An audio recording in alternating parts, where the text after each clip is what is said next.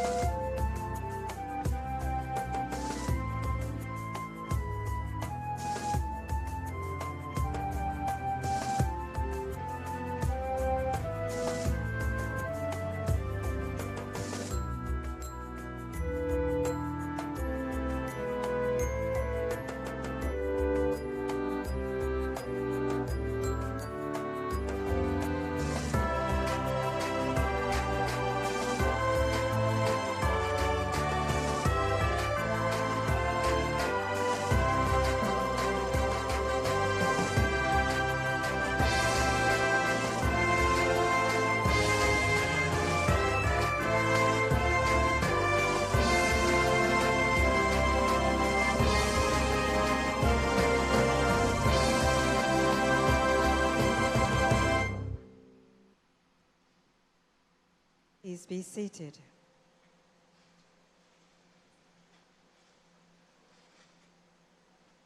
Welcome to the Ministry of Finance and the Public Services Town Hall on Jamaica's Economic Reform Program.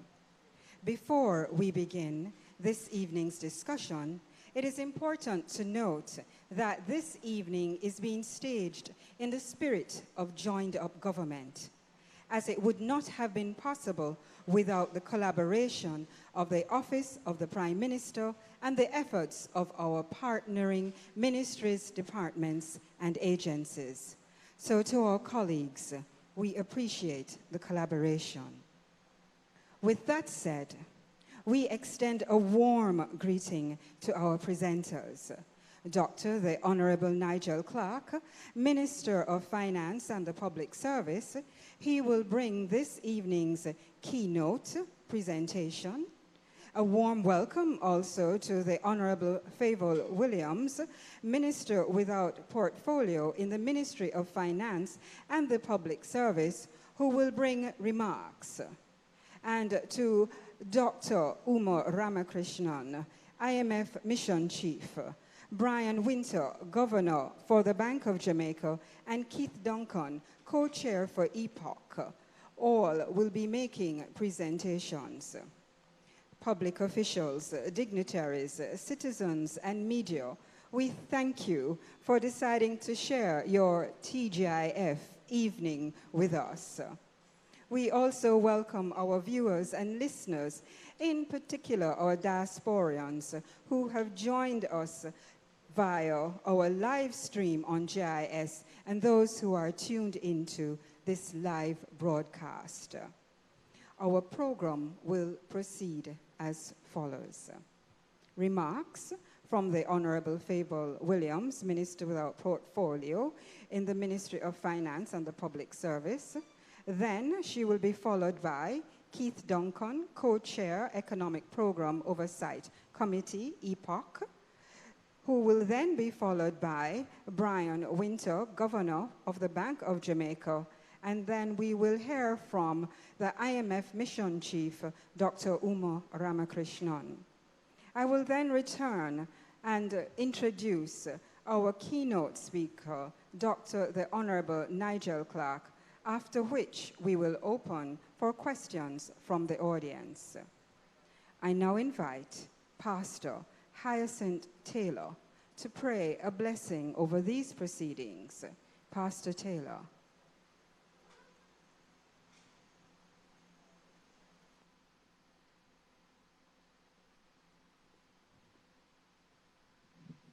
Good evening, everyone. Could we all stand for prayer, please? We will repeat the Our Father prayer. Our Father who art in heaven, hallowed be thy name. Thy kingdom come, thy will be done on earth as it is in heaven. Give us this day our daily bread, and forgive us our trespass, as we forgive those who trespass against us. Lead us not into temptation, but deliver us from evil. For thine is the kingdom, the power, and the glory, forever and ever. Amen. Father God, this evening, as your people gather together to discuss matters, Lord God, of establishing this nation in a greater way, mighty God, we ask your blessing. We ask your blessing upon your people this evening. In the mighty name of Jesus we pray. And everybody say, amen. Amen. Bless the Lord.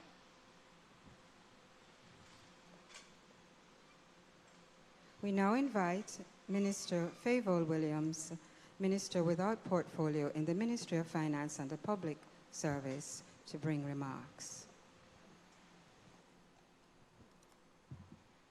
Thank you, Madam Moderator. Good afternoon, everyone. Dr. the Honorable Nigel Clarke, Minister of Finance and the Public Service, Mr. Brian Winter, Governor of the Bank of Jamaica, Mr. Keith Duncan, Co-Chair of EPOCH, colleague ministers, heads of ministries, department, and agencies, team from the IMF, led by Dr. Uma Ramakrishnan, Mission Chief for Jamaica, Constant Nguyen, IMF Resident Rep in Jamaica, distinguished ladies and gentlemen, members of the media, good afternoon. I want to say welcome to everyone, and a special welcome to the IMF team, and to say you are at Jamaica College, one of our finer educational institutions that see to the education needs of our young high school males. Ladies and gentlemen, we're here this afternoon to share with you as stakeholders in the progress in Jamaica's economic reform, and to say that as a government, we are committed to continuing on this journey. And while we celebrate the gains, there's still more work to be done, more reform efforts that are still underway. As we all know, for many years, our fiscal affairs suffered from, among other things, budget deficits, large and growing debt relative to our GDP as governments borrowed to fund the deficits, highly volatile inflation and interest rate environment, and the other twin deficit, the current account balance of payment deficit, which, as you know, is a record of our country's international transactions with the rest of the world. For many years, decades even, as a country, we muddled through. The result was more and more of our precious tax dollars were used to pay high interest rates on our debt and to pay salaries that tried to keep up with the high levels of inflation, leaving very little for spending on raising the educational levels of the population, very little for spending on improving hospitals, streetlights, increasing garbage collection, repairing roads, providing meals for elderly, school feeding programs, and so on. I'm pleased to say today that we are in a better place. The global financial meltdown happened, and as a country, we were forced to confront our situation head-on. Many reforms, many sacrifices. But more important, successive governments agreed that we had to put in the work required and make those decisions that, while they were not politically favorable, were the right decisions to put the country on fiscally sound footings. And so laws were passed in Parliament for fiscal responsibility laws that holds us to wage to GDP ratio, debt to GDP ratio, and a primary surplus of 7%. These are the ratios that bind us. But there are many other reforms that we must do. Many are currently underway. reform of Customs Act to move us more into the modern era of greater trade facilitation, while still protecting the revenues and our borders. Public sector reform continues with a focus on efficiency, seeing how we can significantly improve delivery of services. All of this will be helped by government deciding exactly what services are imperative for it to provide and what services can be outsourced to others who can do them better. There's reform of our public procurement process to give clearer guidelines so that the process does not act as a barrier. There are others, but the one that has drawn the most attention in recent days is our efforts to modernize or reform the Bank of Jamaica so that its mandate is clear to all the Jamaicans, that its primary mandate being to maintain low and predictable inflation environment consistent with our objectives so that all of us, households and business, can have greater certainty about the future. I'm proud to be a Jamaican. I'm living here now. We have not solved all the problems there are to be solved. I believe, though, that there's a new realization that the solutions lie within us and with us. So as we continue to experience the positive results of the reforms thus far in terms of our own standard of living, I know the confidence of Jamaicans will move higher. More businesses will invest, more jobs will be created, and more persons will seek to attain higher levels of education and training. So as I close, I want you to imagine standing in April 1992 when the 12-month point-to-point inflation rate was 108%. And imagine that the government of the day said, "Don't worry, inflation will get to 3.9%, which is our latest reading in August of this year. I am sure your first question after you finished laughing would be, how will it get there? By what divine intervention? And if the argument sufficiently convince you, you may then venture to ask, when will it get there? And if you are sufficiently encouraged by the answers, your next question would be, and if it gets there, will it be sustained? So in essence, you would be asking, what are the underpinnings of that assertion? I'm going to guess that those are some of the same questions you may be asking as we talk about the next level of reform, and that is the reform of our central bank within the context of our overall economic reform program.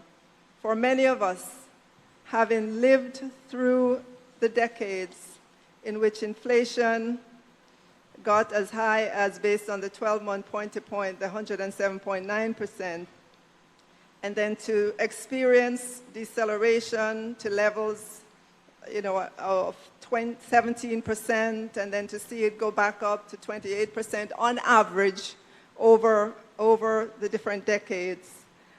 I am sure in where we are right now, you are recognizing that we are in a very changed environment. And so tonight, ladies and gentlemen, I'd encourage you, when it comes to the question and answer session, to please ask as many questions as you're comfortable asking. We are here to help you answer those questions that you've always wanted the answer to. And again, welcome. Thank you.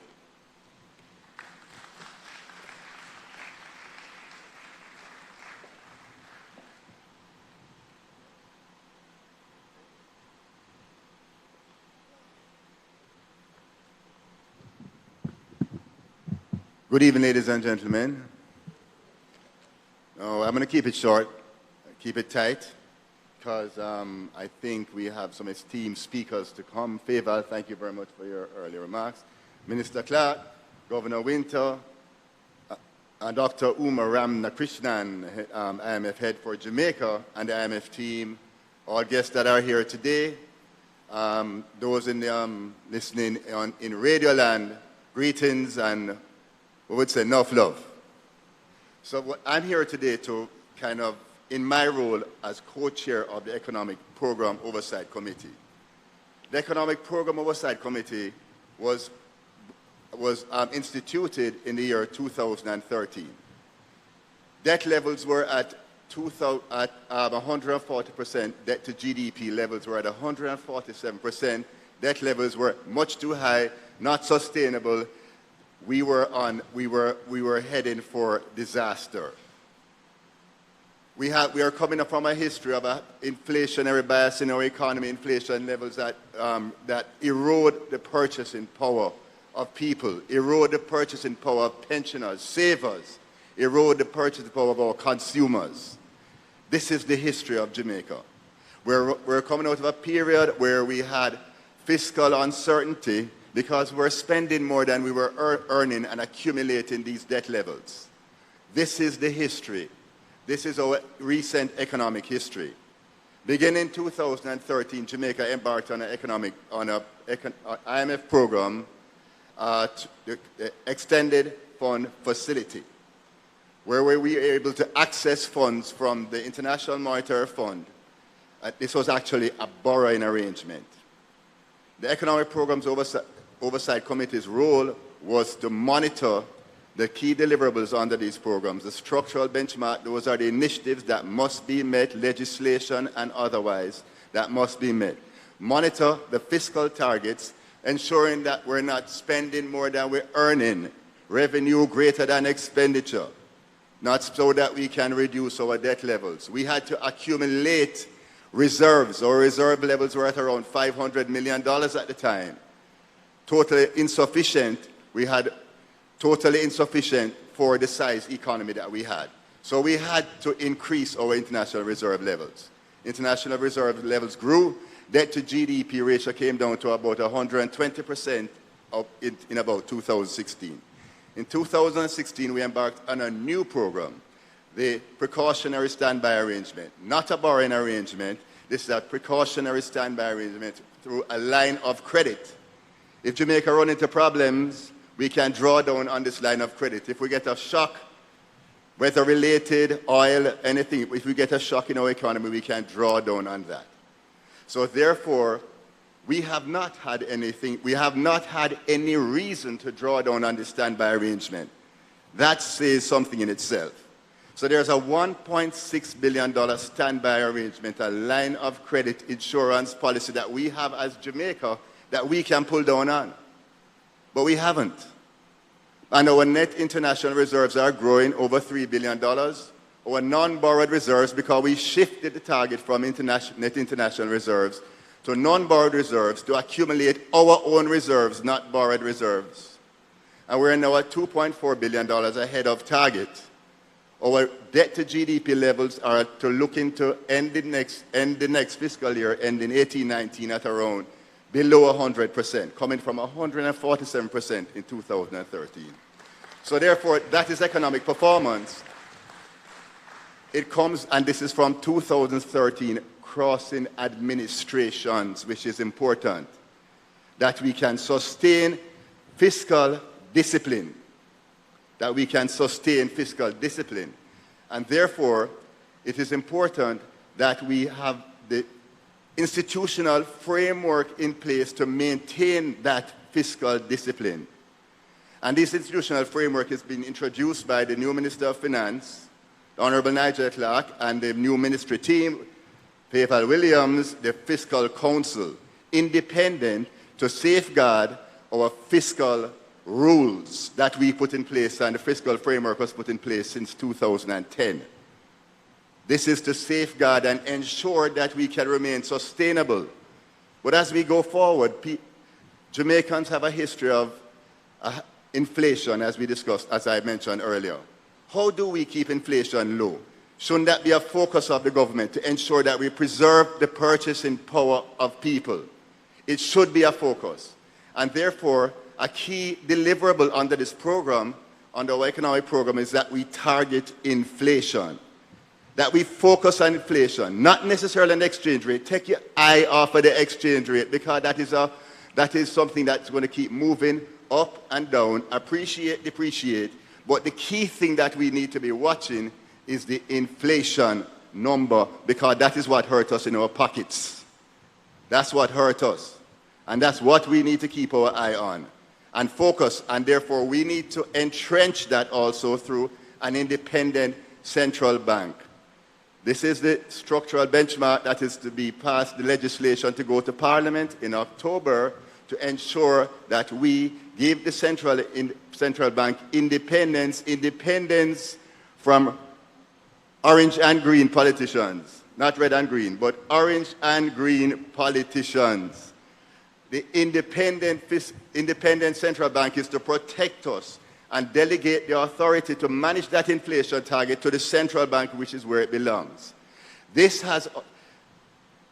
Many central banks have gone in this direction, and many countries have gone in this direction from in the early 90s forward. Canada, New Zealand, Mexico. This is standard practice. We need to get with the times and to bring this institutional framework into place to protect the people of Jamaica and their purchasing power, the pensioners, the savers. And that's what this program is all about.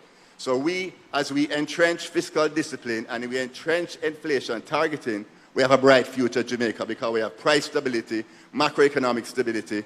The climate is open for investments, interest rates at all-time lows.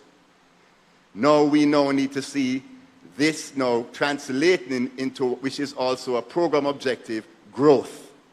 Growth, we see unemployment numbers coming down significantly. We need to see that into growth, moving into growth and being reflected in greater income, quality of lives for our Jamaican people. That is what we need to see going forward. But the foundation is there. It was started from 2010. We have moved along the continuum, and we are on the right track. We are on the right track. The Economic Program Oversight Committee's role is to monitor the macro-fiscal element, monetary and fiscal elements of the program to ensure that the government of Jamaica, the Bank of Jamaica, ministries and agencies are delivering on their targets. And as we move forward, 2019 and beyond, when we won't have the IMF here because we're moving towards economic independence, right? Why not laugh? It's a serious matter. We want that for ourselves. We want to be able to control our own destiny, but we have to make sure we're sustainable and strong. So, gentle people, thank you for having me today. Minister Clarke, thanks for the invitation to share. And all have a good evening. And I'm sure it'll be a very engaging discussion because we, the Jamaican people, need to understand how we locate ourselves in this program because there are places for small and medium enterprises, the Jamaican people, to participate in the uplift that we can get as a country. Thank you very much.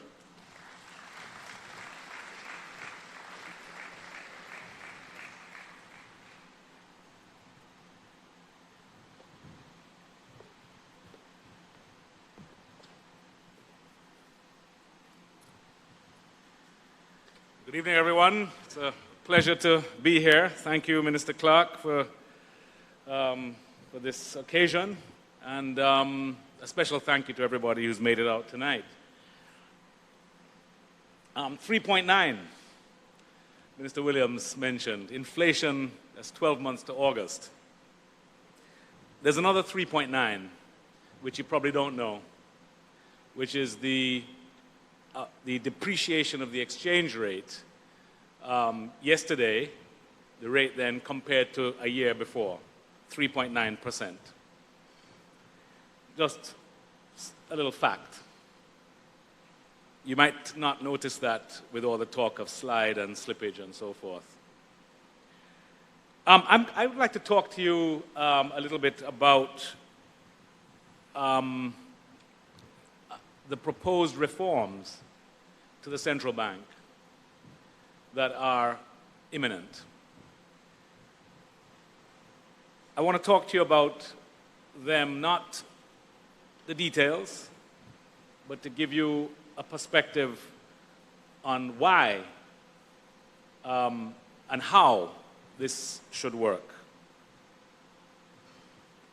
You will have heard about the independence of the central bank. You will have heard about the flexible exchange rate. And you might be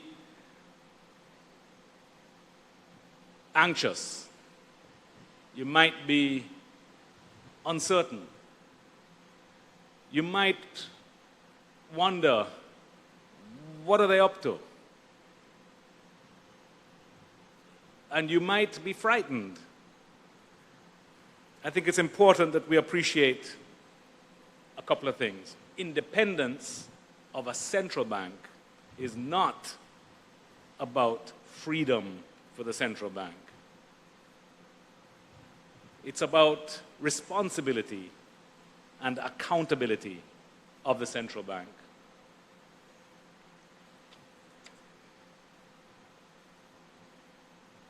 The proposals, when you see them, when they come, are designed to make the central bank more transparent, more responsible, more accountable to the government and to you. Under those reforms, the measure that will be used to hold the central bank accountable will be price stability. You're going to hear things over the next several weeks, perhaps into October, about price stability, about the mandate of the central bank. And this can look like legal stuff, because it'll tend to be framed in the law. But what it is about the same thing, the very thing that the average Jamaican, whether they're a business person, whether they're a householder, whether you're a student, whether you're anybody at all, the average person cares about the value of the Jamaican dollar. They care about their own purchasing power and how that gets eroded, reduced, chipped away, or destroyed even by inflation. This is something that people around the world and people across Jamaica are concerned about, and they're right to be concerned.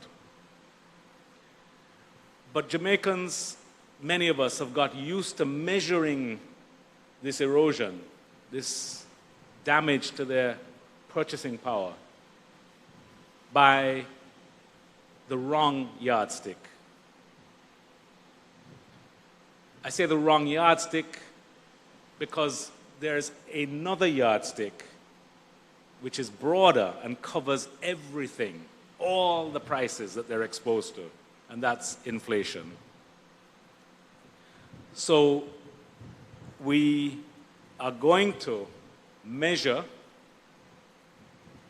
success or failure about purchasing power and preserving it by the thing that matters, which is how much are prices of the things that you buy, that you need to consume, to live your life, to achieve what you want for yourself and your family, to just live, to consume.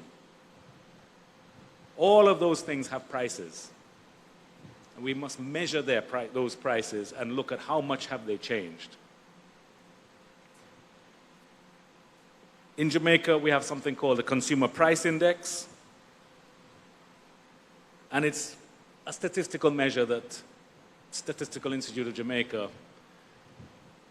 goes to great lengths, consumes manpower, resources, to measure it reliably, continuously over time, so that we have a yardstick to measure inflation. It gives us good news sometimes. It has in the past, as Minister Williams pointed to, it has given us terrible news over many years as well. It's the same yardstick. It's not the exchange rate. It's the prices of the things that you consume.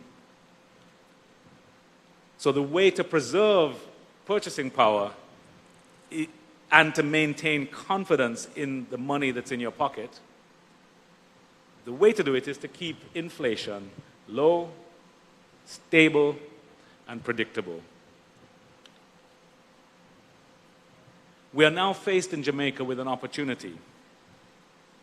We have a chance now to choose a new, more modern path by mandating the central bank to keep prices stable by using an explicit inflation target, a target that has no ambiguity at all. So a few things are necessary for the benefits of this method, targeting inflation, for the benefits to be brought to the value, to preserving the value of what's in your pocket, of the average Jamaican. The public has to believe in the target.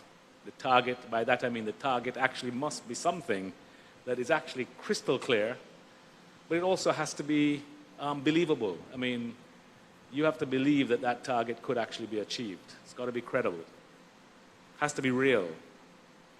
The public has to believe that if the central bank, who has been given this mandate, actually fails, misses the target, that it will be accountable.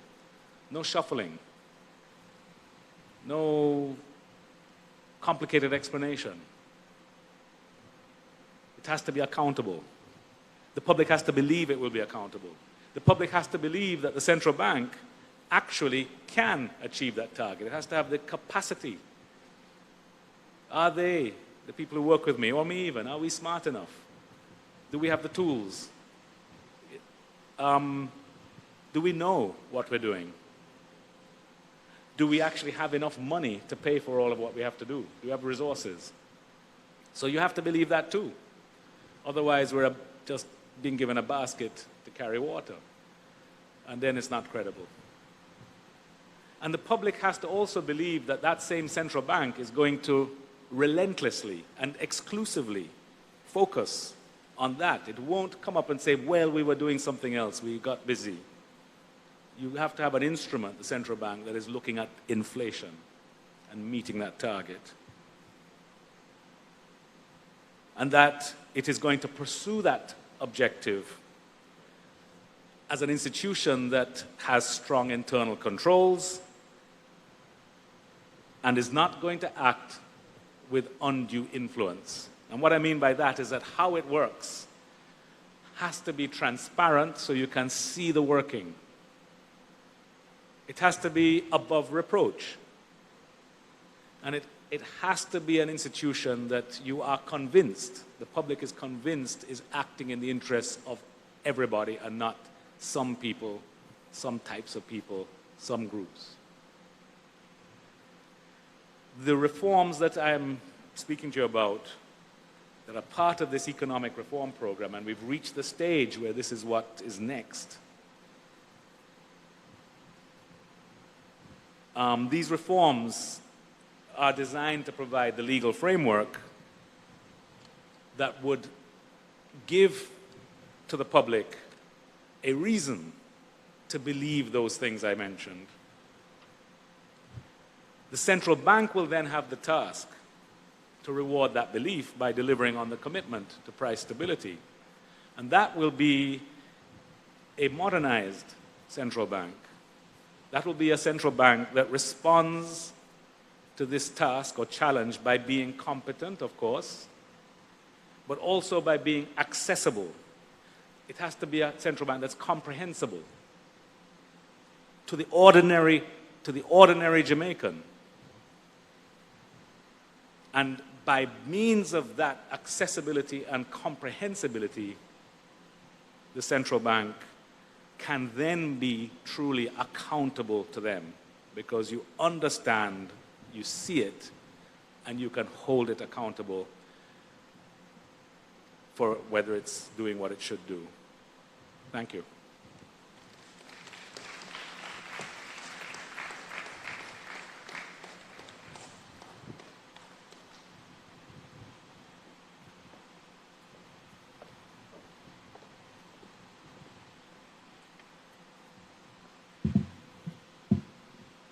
Good evening. My name is Uma Ramakrishnan. I am the IMF Chief mission chief for Jamaica.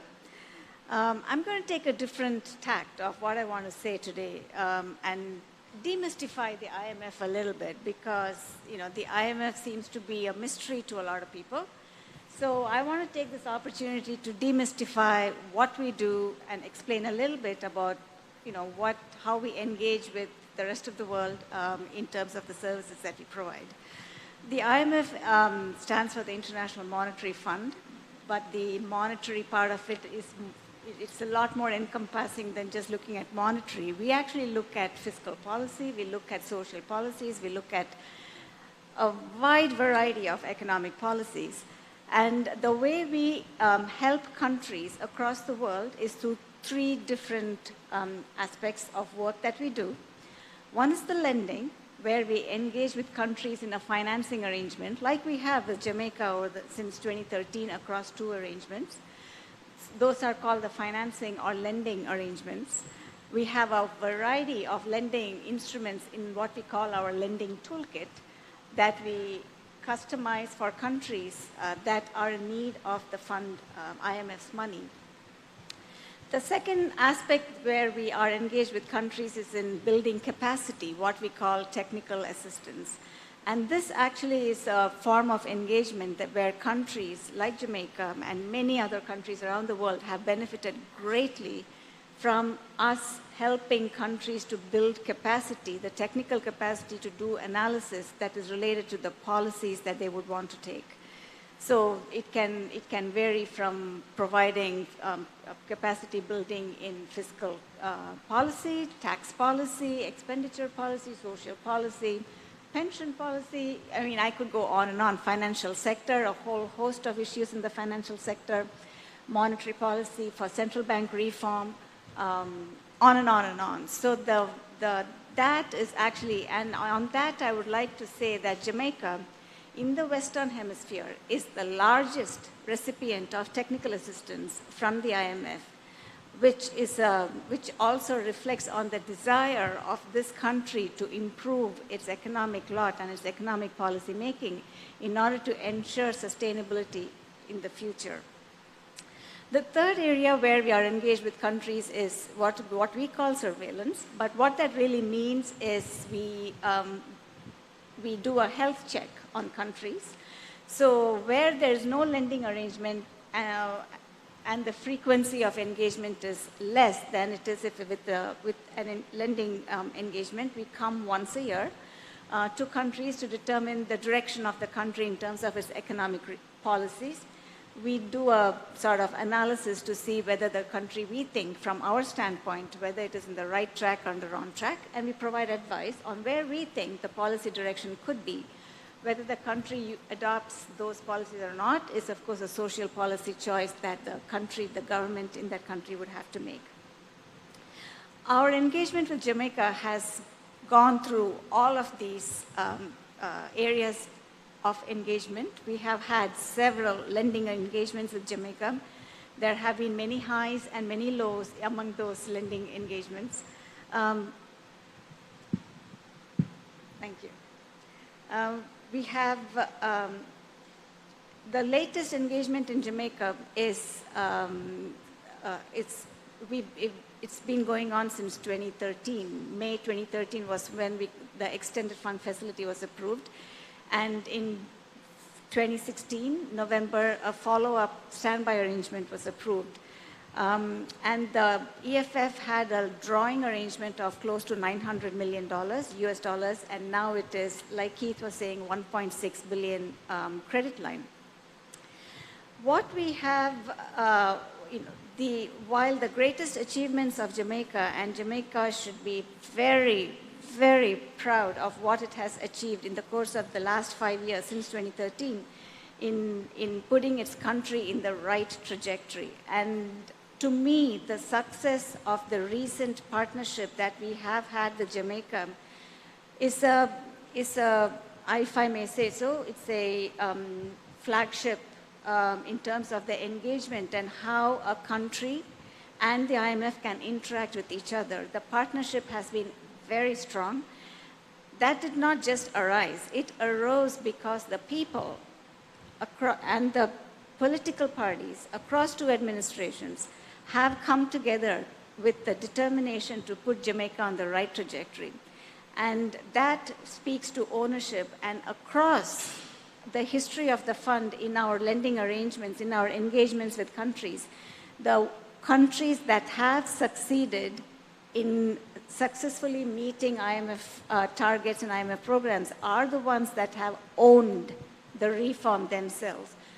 We can say whatever we want in terms of the IMF policies and the right trajectory, and we can say here's where you should go, but at the end of the day, if the country does not believe in those reforms, at the end of the day, if the people do not want those reforms, and at the end of the day, the political economy of their country does not lend itself to these reforms, it's not going to materialize. So what has been a wonderful experience in this country is to see how all of this has come together in delivering the disciplined policymaking that has helped Jamaica reduce its debt, which, if it was not addressed, would create a situation where there would be crises and the need for external financing over and over and over. So what these programs have achieved is to put Jamaica on a sustainable path where, as the minister has been saying, economic independence is a way forward, and the dependence of the country on external financing, such as from the IMF, would be far diminished going forward. The features that we think have been special for Jamaica in the context of the IMF arrangement, and people often think that we do what is called a cookie-cutter approach to policy making in countries, and it couldn't be more farther from the truth. And I will give you an example. In the current arrangement, crime is a big feature in the program, and there are policy actions that the government is committed to in the context of the program related to reducing crime. So the program provides a platform for moving ahead in some of the policies that might help to reduce crime. And that is actually quite unprecedented. To have policies on crime is an unprecedented policy in a fund arrangement. And I'm providing that just as an example to show that we address countries' needs as the government desires, and we provide the platform that is needed to move the reforms forward. Social spending is another one of those, where in this current program and in the previous program, we have had floors. That is, government should spend at least a certain minimum on social spending so that the poor are protected. I'm just providing some examples to demystify, because sometimes the IMF is perceived as coming in with the sole goal of inflicting pain, and that is truly not the case. And I think Jamaica is a good example of where that partnership has worked with an understanding of what Jamaica needs and what can make the country better and provide the people of Jamaica a better future. Thank you.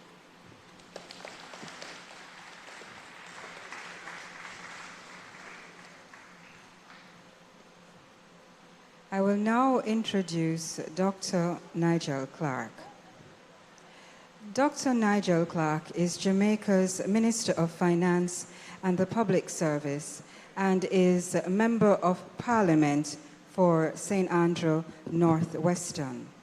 He has served as Ambassador of Economic Affairs, where he represented Jamaica's interests with multilateral institutions, and as a senator in the upper house of the Jamaican Parliament between 2013 and 2015. Minister Clarke's public service career includes service over various periods as chairman of the National Housing Trust, chairman of the Port Authority of Jamaica, chairman of the Heart Trust, and director of the Bank of Jamaica. Minister Clarke served as a vice chairman of the Musson Group, where over 15 years he played an integral executive leadership role in the expansion of the group from a base in Jamaica to having subsidiaries in over 30 countries.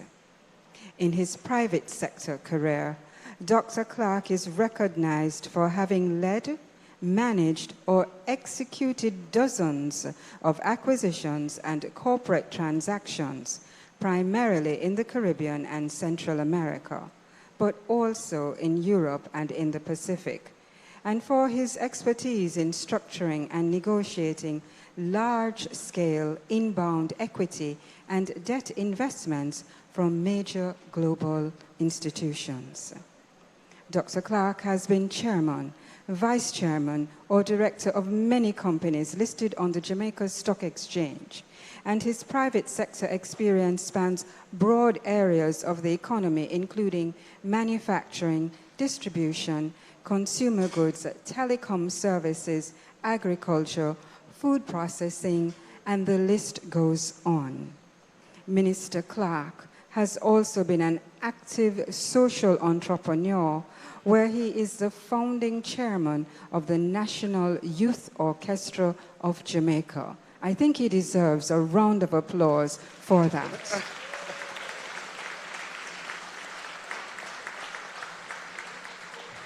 This is, Minister, I have to.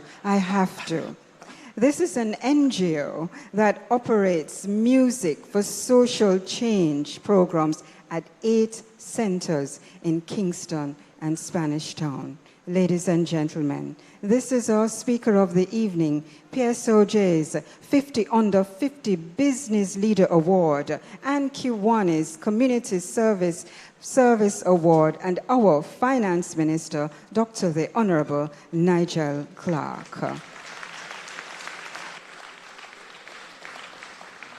I mean, I have a number of simultaneous feelings. On one hand, I feel that I should sit down and have him come up.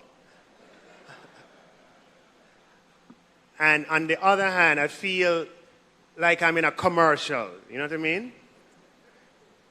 But I think you can enjoy the moment and laugh with me on that. I want to begin by thanking you for coming this evening. And thanks to our panelists, can you just give them a big round of applause, who have presented before us. Tonight, we want to speak about Jamaica's economic reform program. And what does that mean? And what have we achieved? Jamaica is a member of the IMF, and that's a good thing. The IMF is a representation of the international community, and they play a role of coming to the assistance of a country when it finds itself in trouble. The problem is that Jamaica has found itself in trouble more often than not. Since independence, which was 56 years ago, Jamaica has been in an IMF program. Anybody knows? For 33 of those 56 years. For every single decade since independence, we have been through the doors of the International Monetary Fund because we have needed assistance. The total amount of assistance provided as measured in US dollars, and not adjusting for inflation, not adjusting for purchasing power, is over $4 billion US dollars since independence. Now, I'm happy to be a member of the fund, and believe me, we are members. And as members, when they need to make certain changes, they have to come, and that have to go on the desk of the Minister of Finance in Jamaica. And you have to sign and say, yes, I agree that the executive director's salary can go from X to Y. That's what it means to be a member. It's a member in a real sense. So that's good. But I cannot be proud of the fact, nor can anyone be, that for 33 out of 56 years, that's approximately 60%, that's 6 days out of every 10 days in Jamaica's history, we have been in a dependent relationship with the IMF. Now, we have gone to the IMF, and most of the time we go because there are deep structural weaknesses in our economy. Our reserves at the Bank of Jamaica are too low, and there are chronic weaknesses in the structure of the budget. That is what has brought us there. And when we go, we engage in reforms that are intended to address those structural weaknesses. Now, though we have spent so much time in the arm of the IMF, this time around, we have done something a little different. This time around, due to the ownership of the Jamaican society of our economic destiny, we have actually managed to implement the reforms under successive IMF program. For the very first time, we are on track to completing 2 IMF programs where all of the signature reforms will have been implemented as designed in the program. And that is something to be proud of.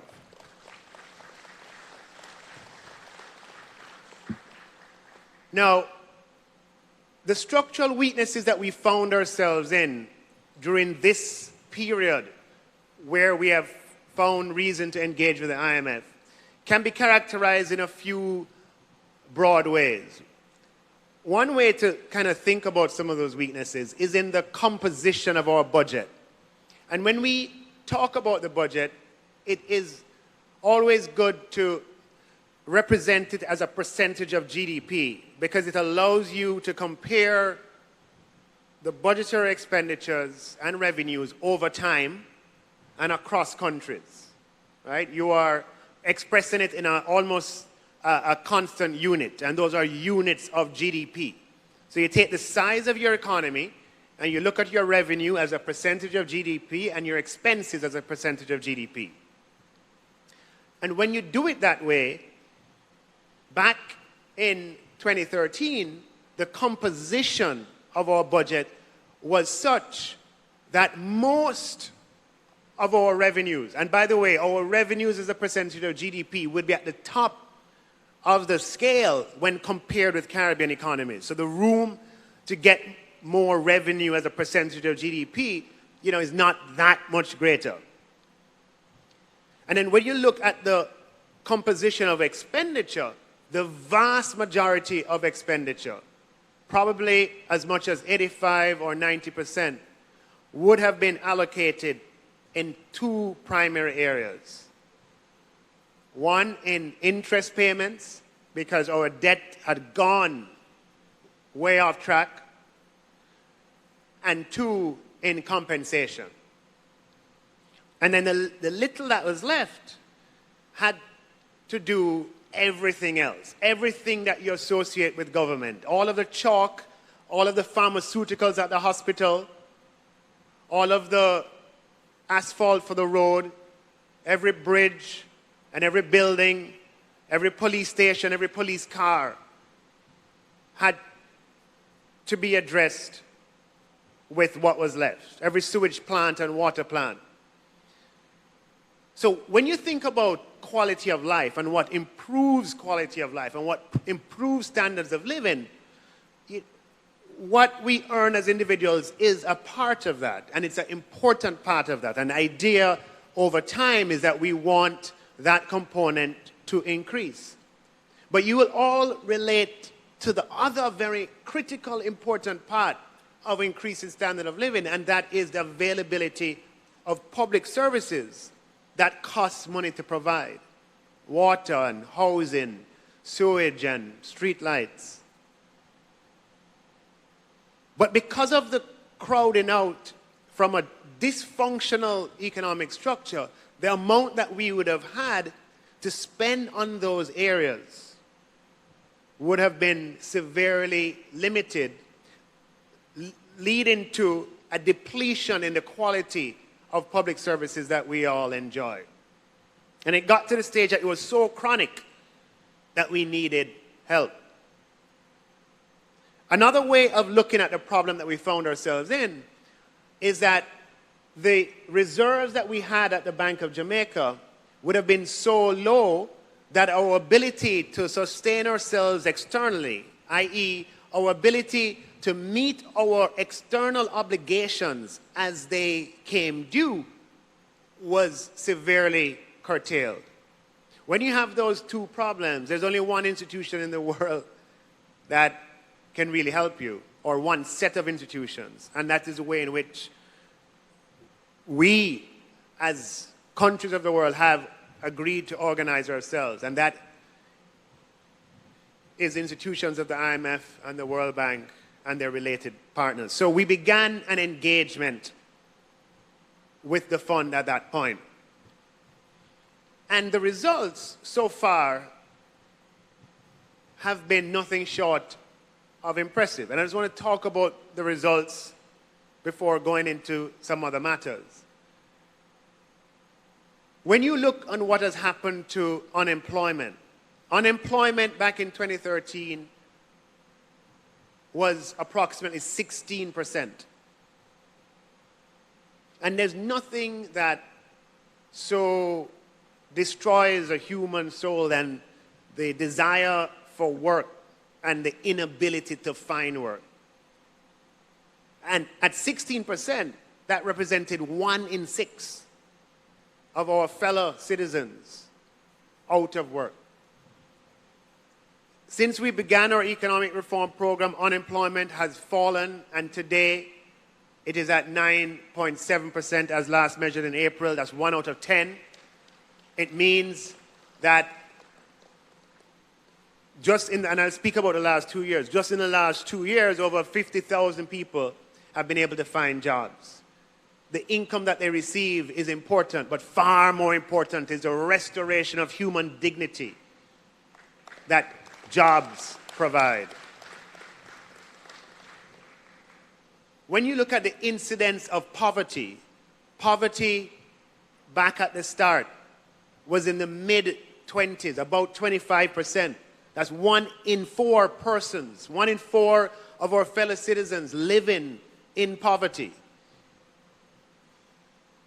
Since the introduction of our economic reform program, which is our program, poverty has been gradually reduced, and the last time we measured it, it was down to 17%, which is approximately 1 in 6, from 1 in 4 to 1 in 6.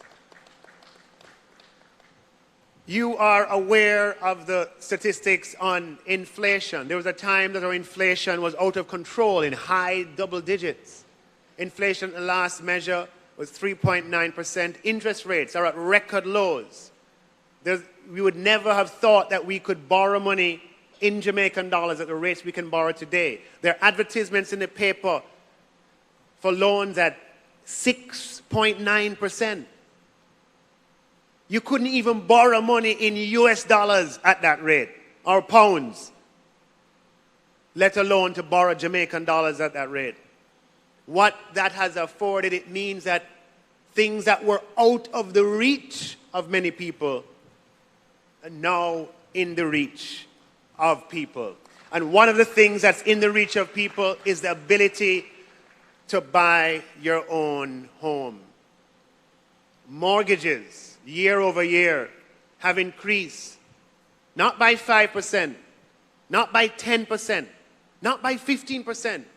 Mortgages, year over year, have increased by 25%. What does that tell you? It tells you that more and more Jamaicans are finding it feasible to be able to access the credit they need to purchase or improve their homes.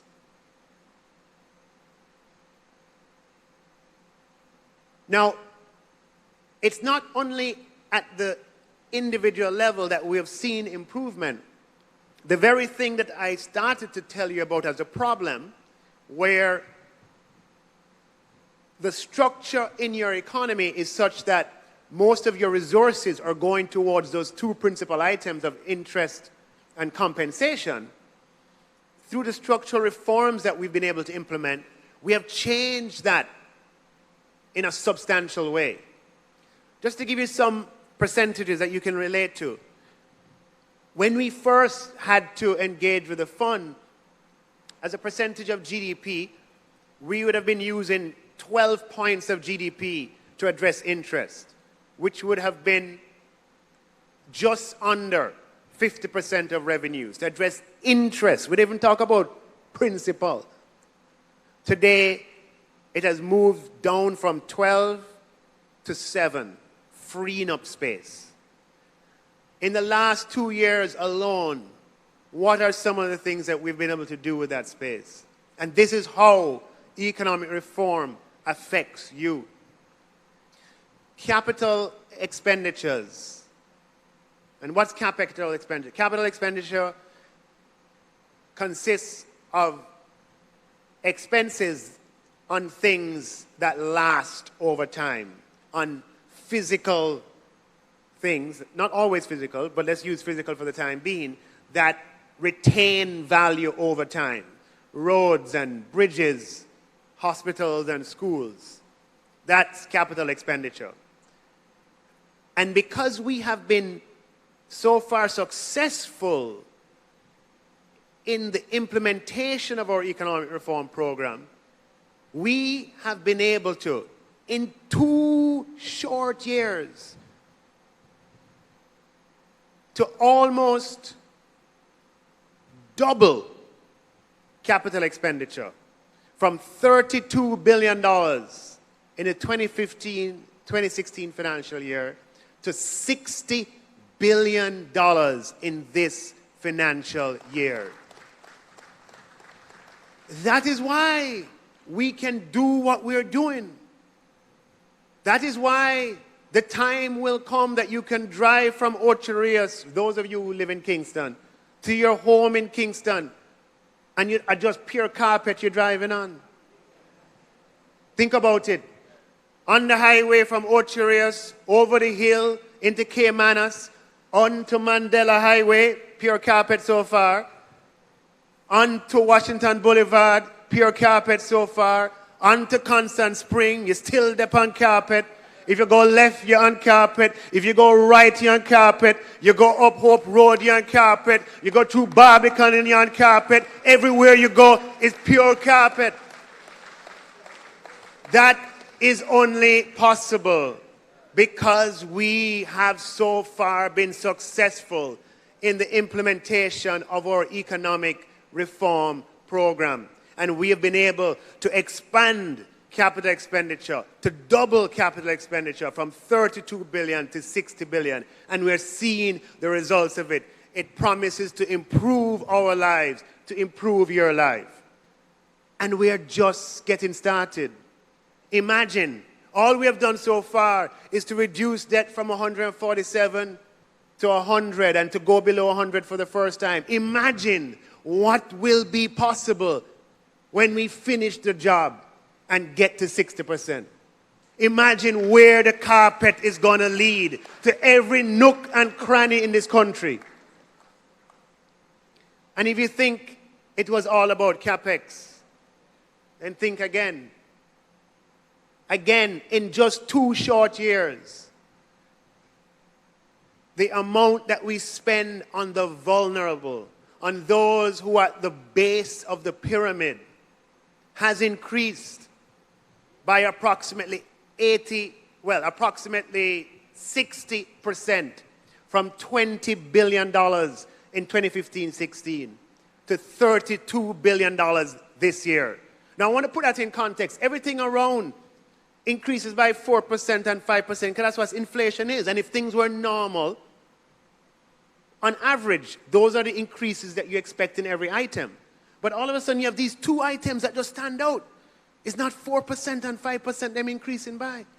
They're increasing by what I said a while ago, nearly 100% on CapEx and 60% for social spending. What is going on? How is that feasible? Well, it's feasible because the reforms are dealing with some of what we call the structural rigidities and freeing up space for us to spend on priority areas. So when you hear us talk about the reforms, when you hear us talking about the idea that we want to reform compensation, or we want to reform incentives, or we want to reform tax, the purpose of those reforms is to increase space that we can improve the delivery to people as measured by capital expenditure on one hand and social support on the other.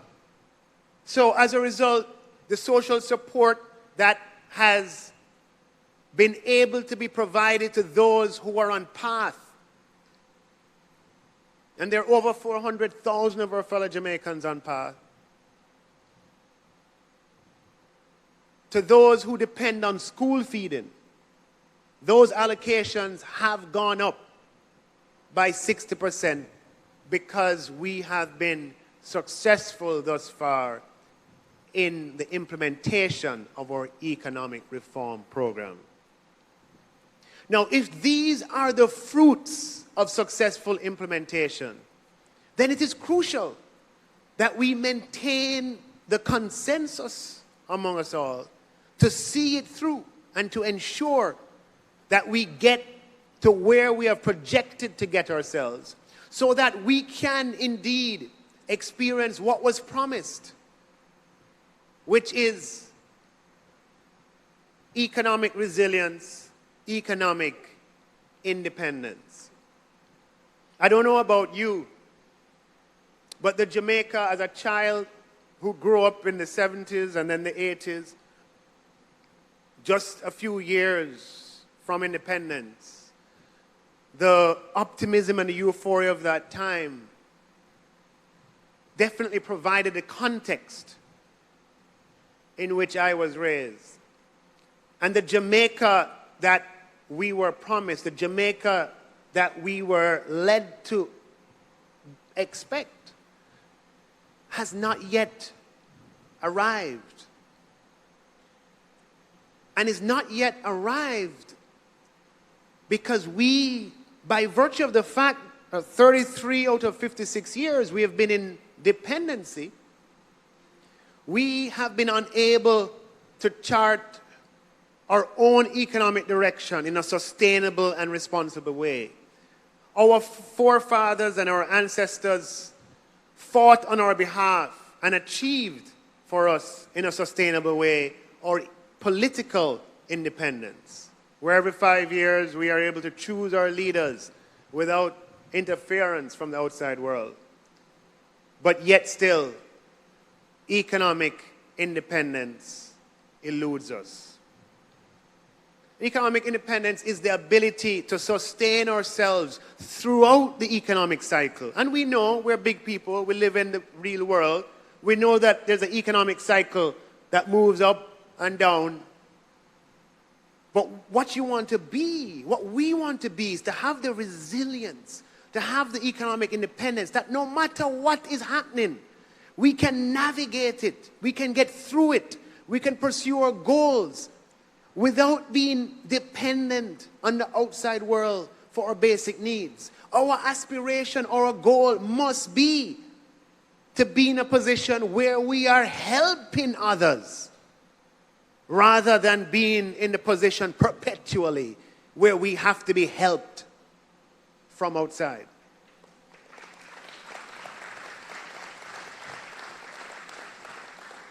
Now, for us to achieve that, we are going to have to sustain what we have achieved so far and the gains that I've described to you. And the only way for us to do that is going to be to implement the kinds of institutions that can provide the framework that guarantees the emergence of our economic independence. We can't leave it to whim and fancy. We can't leave it to the identity of who the minister happens to be or who the government happens to be. What differentiates strong countries from weak countries, what differentiates developed countries from developing countries, lies in the fabric of their institutions. It lies in the substance and the strength of their institutions. And what we want to do is to ensure that we build the institutional framework that protects, that safeguards, and that guarantees our economic independence. So, the trajectory that we have been on and what differentiates this period from previous period is that in the construction of our budget, we've just paid attention to some basic realities of life, which is that debt represents an existential risk. One of the frightening things about what we're seeing in the Caribbean today, a Caribbean in which Jamaica stands out as a star performer. Throughout much of the 30 years, Jamaica was a laggard. Yeah? The laggard. We'd look to other countries in the region, and we would look to them and say, wow, look at them. If only we could be. If only. And we live to see the day that Jamaica, by virtue, not by some imagination, but by virtue of the outcomes and the variables, some of which I have described, Jamaica stands out as a beacon in the Caribbean. And those who we formerly esteemed in economic terms are now on the edge. It's frightening because of how quickly it has happened. And it should lead to a certain kind of humility. But how quickly it has happened tells you that in order to safeguard the gains, you need to protect it in an institutional way. Because if you don't, very quickly it can disappear. Just one or two bad decisions and it's gone. And we're back to adding to the 33 years.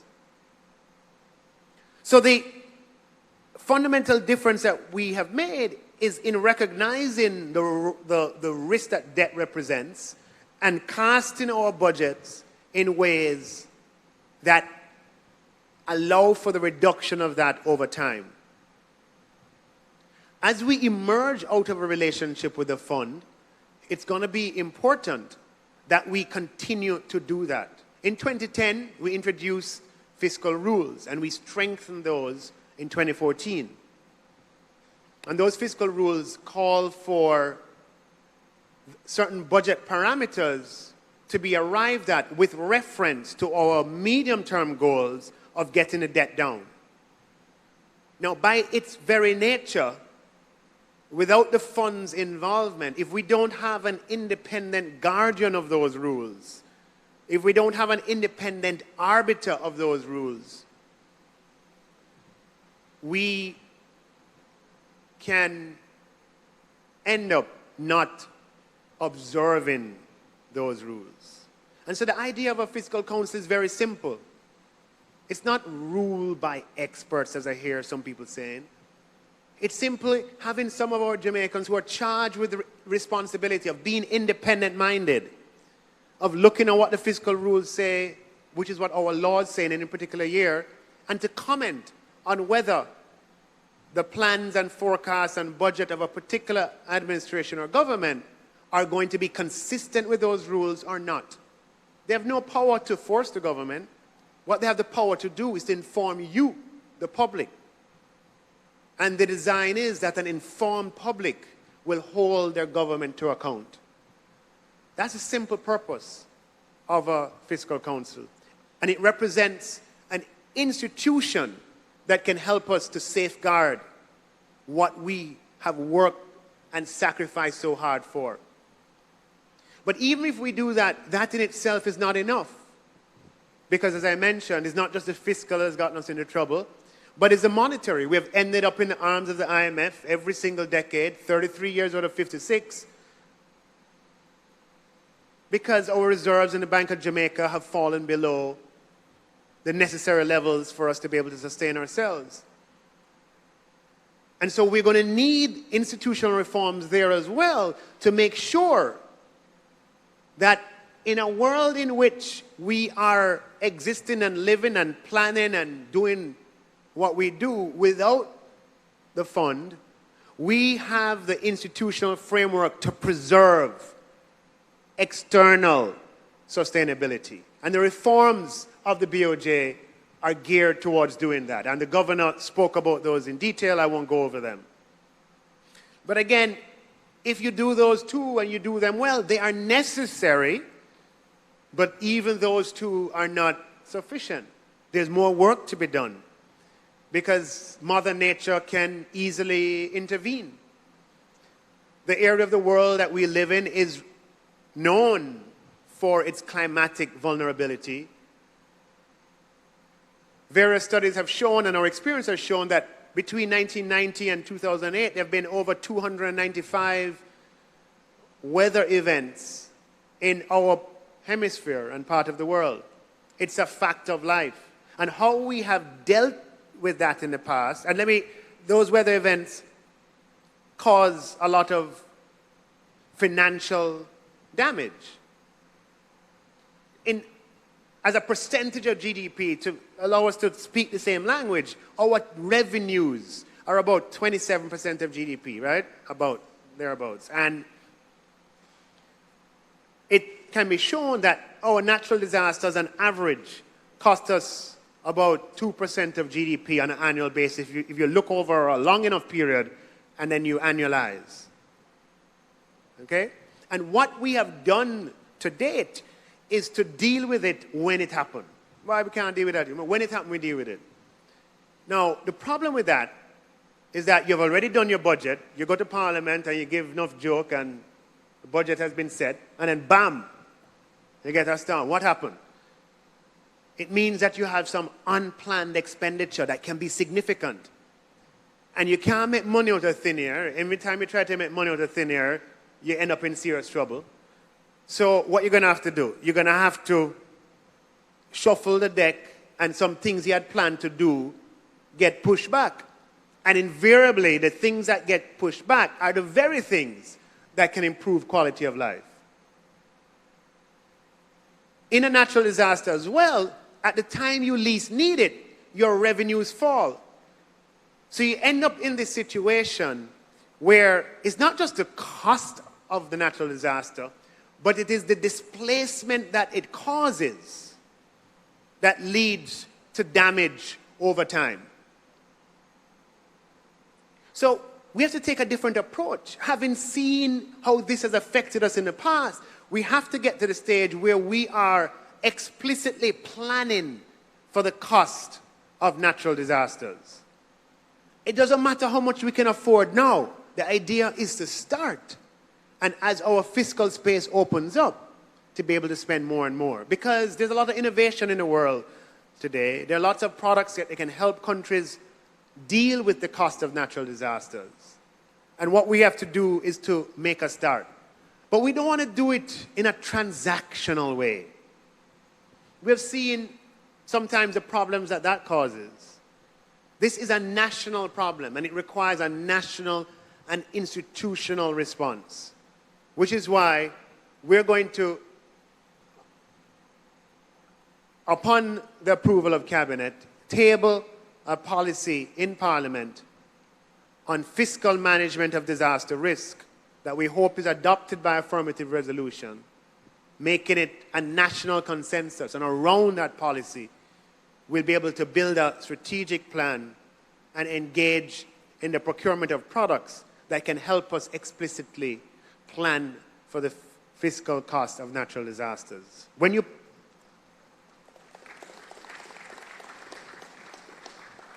you put that on top of the monetary and the fiscal and not this other institutional plank, we're beginning to get somewhere.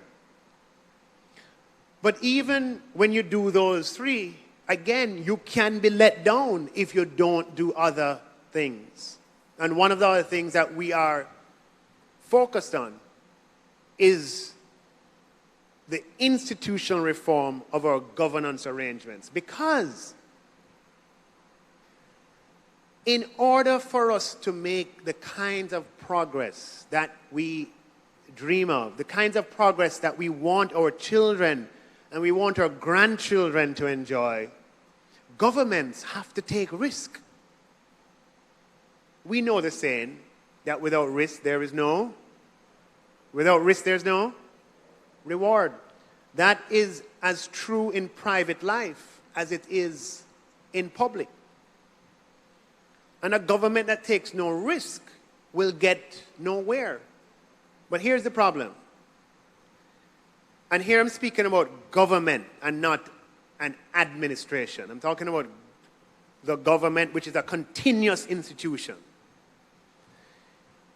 If the relationship between the government and the governed is not characterized, the more, let me put it in a relative sense, the more the relationship between a government and the governed is characterized by trust, the greater the risk that the government can take in the interest of the people.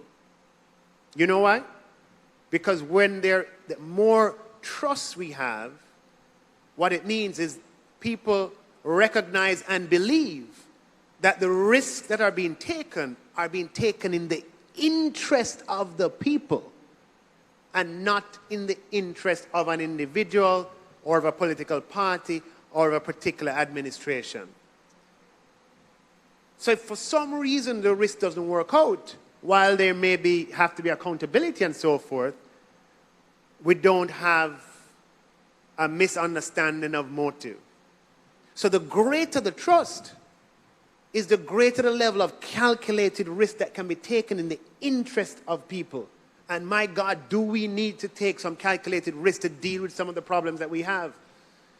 But to be able to do that, we've got to make sure that the governance structures that we have are such that the trust level with the people is high, given the legitimacy that is required for government to take risk in the interest of the people. So in addition to the fiscal platform, the monetary platform, disaster risk platform, we have to, and we are addressing the governance platform. But let me say something to you. The biggest guarantee of our economic independence, of our economic resilience, doesn't come from those four. Those four represent the foundations that are necessary. You're not going to be able to do it without those foundations. But you need something else. You're going to need, they're necessary but not sufficient. And the real guarantor of our economic independence and economic sufficiency, vibrancy, and resilience comes from the dynamism of our private sector. And here, we're not talking about private sector the way it is illustrated in the cartoons of some big fat man with big belly and big ears. That's not what the private sector represents.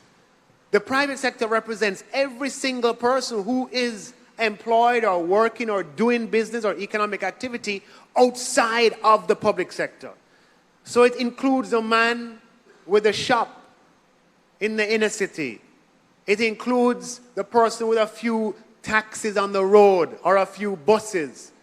It includes the factory, yes, and the bank, of course. But it includes the helper who is selling her services in the private sector. That is the private sector. And for us to achieve the economic vibrancy, independence, and resilience that we need a dynamic private sector that takes advantage of the unprecedented opportunity that's represented by the economic environment today. Now, we have been conditioned over a long period of time by a very tortuous economic history. What we went through in the 90s coming into the 2000s framed a lot of our behaviors today. The psychology that it introduced, the risk averseness that it introduced, the incentive and disincentive structures which pivoted people towards the short term and made what seemed like being an entrepreneur, just putting some money in government paper. We are in a completely different environment today, and an environment that is pro-business, an environment that is conducive to risk-taking, and for us to achieve the breakout that is our inheritance, the breakout that is our right, and indeed the breakout that is our destiny, we are going to need a vibrant, risk-taking private sector that consists of vibrant businesses, thousands of them in the small business sector, in the medium business sector, and those as well in the corporate sector. And the reforms that we are implementing through our economic reform program are designed to achieve just that. So in closing, before we get to the question and answer, our economic reform program has delivered and is delivering results that we never thought possible. And we're only just getting started.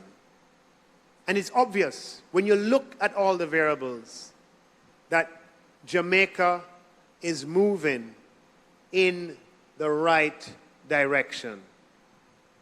And what we need is continuous engagement and continued ownership of our economic reform program, not by the government, but by you, the people. Because after all, we who form the government are only here to serve your interests. Thank you, ladies and gentlemen.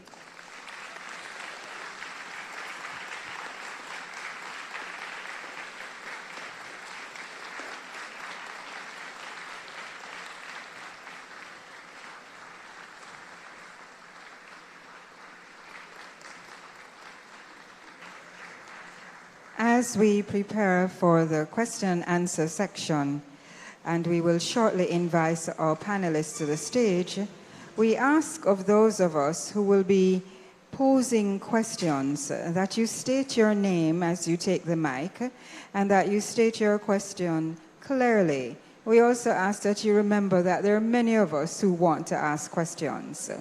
Ladies and gentlemen, we were reminded throughout the discussions that the foundation has been laid and that we are on the right track.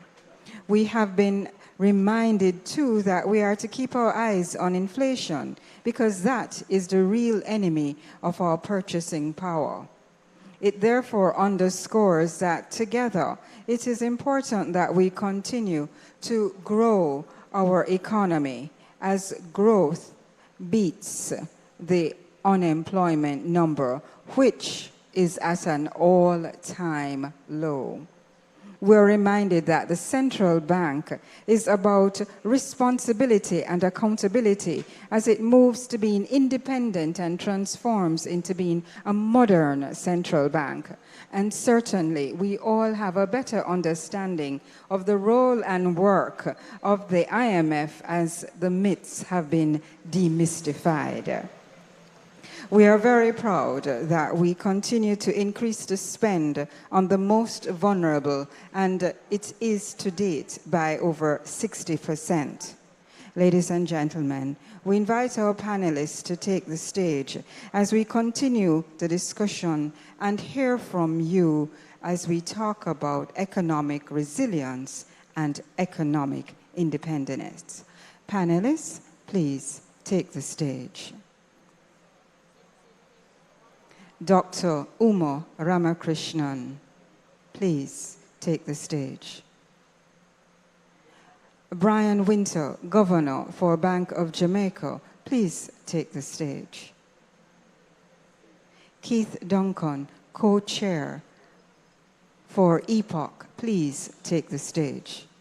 And Dr. the Honorable Nigel Clarke, Finance Minister, please take the stage. We will call on Minister Williams should a question be posed directly to her. Panelists, thank you. We have already a queue for questions.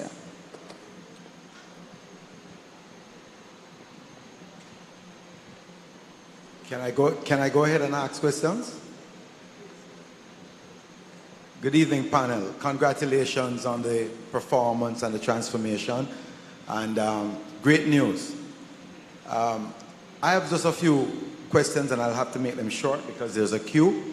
And what I'd like to look at is that, for sure, the administration was elected by the citizens for a changing of the landscape. And of course, that changing of the landscape I'm speaking to is certainly banking inclusion and access to finance. Now, we've heard about mortgage improvements and a few other things, more BMWs are being sold, etc. But what we're talking about is how do people with intellectual capital or intellectual property, for example, access finance, and how is it possible that we may see government bodies like the DBJ, the Exim Bank, JBDC possibly consolidating to start doing what banks are not prepared to do, because banks clearly have their wish list or their special list of people who they'd like to lend their money to. So before that question is answered, sir, I just want to say that the divestment of the airport into a monopoly in that the same organization who runs Montego Bay controls the Norman Manley must be a bad idea. We've seen that already, where we gave our airline to a company that was very much into the tourism business, and that certainly didn't last very long. So to have Kingston as a destination grow, we think that it would be vital if we had competition versus consolidation. So those are my points, statements, etc. Okay, just make on your first comment, the good news is that we're seeing credit grow in Jamaica. The last measure, July 2018 versus July 2017, credit to the private sector grew by 16%, as compared with the previous year, July 2017 over July 2016, the growth was 12%. So again, seeing credit move in that way means that the private sector as a whole is accessing more credit, which is good. With respect to the point that you are sort of alluding to, I would say that we do have challenges in some areas in terms of getting credit to, I'm told by anecdotal experience, some of the persons in the small and medium-sized businesses experience more sort of frustrations. That's from their point from that side. From the banking side, what I'm told is that in the small and medium-sized business, many times, having audited financial statements and articulated business plans and so forth. So what we're going to have to work on, in addition to some things on a regulatory side, are measures to help small businesses in the preparation of these. And the Development Bank of Jamaica does have some facilities that help small and medium-sized businesses in such preparation. Well, I thank you for your response, sir, and I won't be long, but I do recall reading, and I could be corrected, that somewhere in the region of 18% of loan applications were actually being fulfilled. And that would suggest 1 in 5. And that suggests then that there's a vast amount of people who need loans, who can't access loans, who may go into underground businesses where it's probably easier for somebody to set you up with something, maybe contraband for that matter, to get people involved in business. So one way or the other, between the JBDC, between the DBJ, there's a need to create an opportunity for more people to access finance in a very short time, especially since it is that we want prosperity for all. I did not introduce myself, but my name is Dwight Moore, if I didn't. And I don't recall, because I'm so overwhelmed. There's so much I want to say, so much I've been through, and so much I'm not going to say today. Dwight, thank you very much, Dwight. And happy that you're here, Dwight, to share and to continue the conversation. Now, access to finance is, as the minister has said, has been a major issue. our small and medium enterprises, 27% of them access actual credit. 27% access credit through the formal financial institution. So therefore, there's a real opportunity there for the banking sector to really get to that market. Now, we're coming out of a history of the government, there being a crowding out of the private sector. We're now seeing liquidity flows as the government pays down its obligations. Therefore, there's a significant amount of liquidity in the market, a lot of money that's floating around in the banking sector. They will have to find a way to put that into the real sector. There's also a history of, as the minister spoke to earlier, government paper, people putting money on paper, not willing to take risk. The opportunities are opening up in our economy, low interest rates. There's a national financial inclusion strategy which was launched in March of 2017, which is to address the questions of access to finance for small and medium enterprises, financial literacy, and access, and addressing also the ability of an individual to do banking within the formal sector. So we have to move away from where you're getting expensive loans from wherever you have to borrow the money from your auntie, your uncle, your cousin. The formal financial sector now needs to step up to the plate to ensure that we can give credit to the small and medium enterprises, but we need to support them. We need to support the entrepreneurial drive in moving away from that psychology of not taking risk to looking at the opportunities that are emerging and helping them to create and to write those business plans through the Jamaica Business Development Center, that ecosystem, the Development Bank of Jamaica, through the UTech mentoring program, all of these programs that exist. We have to find a way to get the entrepreneurs through that pipeline, from startup through the entire business life cycle, to move them through so we can move that through. So it is something that has to be focused on so that we can shift the thing, get the growth to entrench growth. We need to get to 5, hopefully in 4, right? That's the aspirational target, but that's where we want to get to. So the point is taken around moving in that direction. Yes, good evening. I'm very happy for this engagement session with our leaders so we can touch bases and get an idea as to how the program affects us.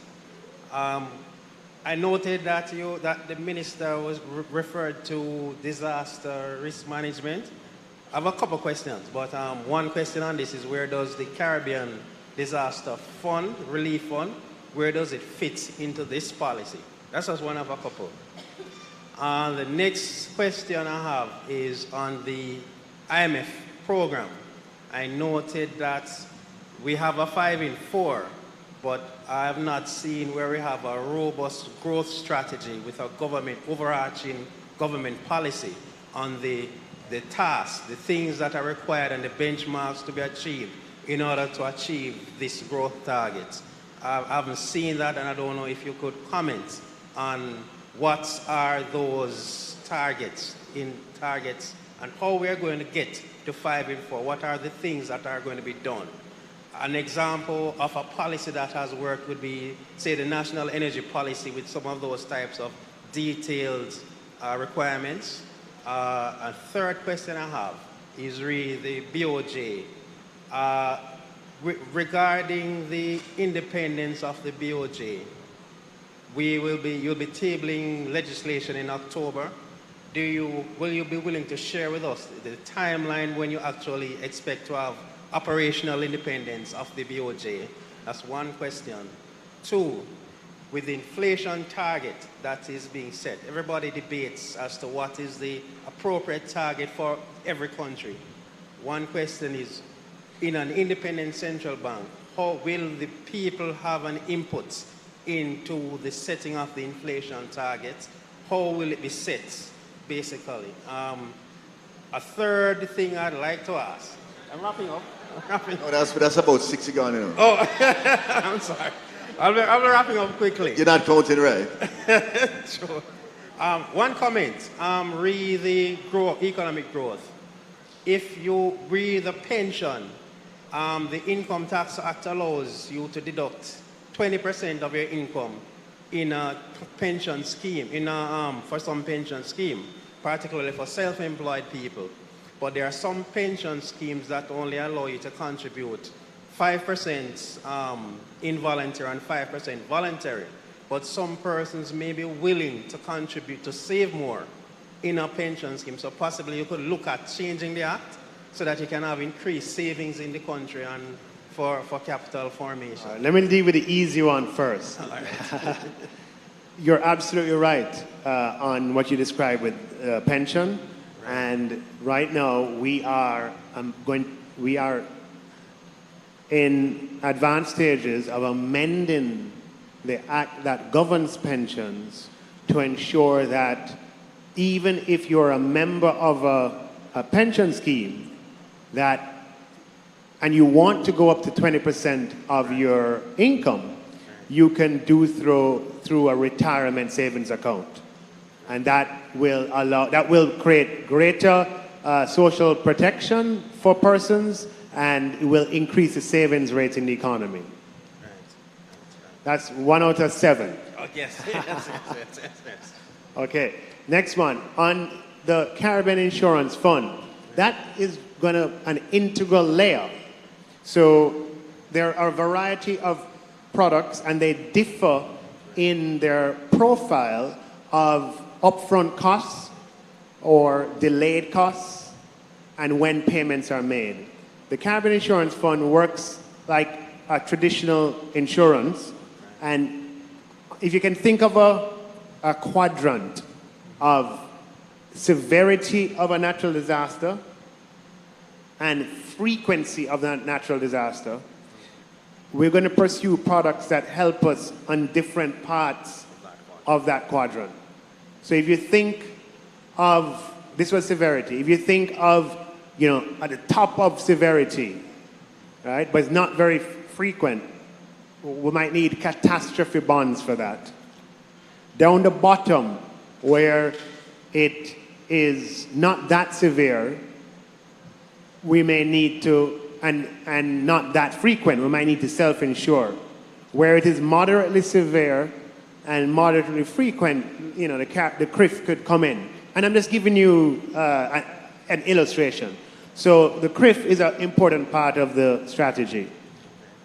With respect to growth, the idea behind our economic reform is to set the platform for growth, to allow for the reorientation of spending towards activities that are conducive to growth, like capital expenditure and protection of the vulnerable.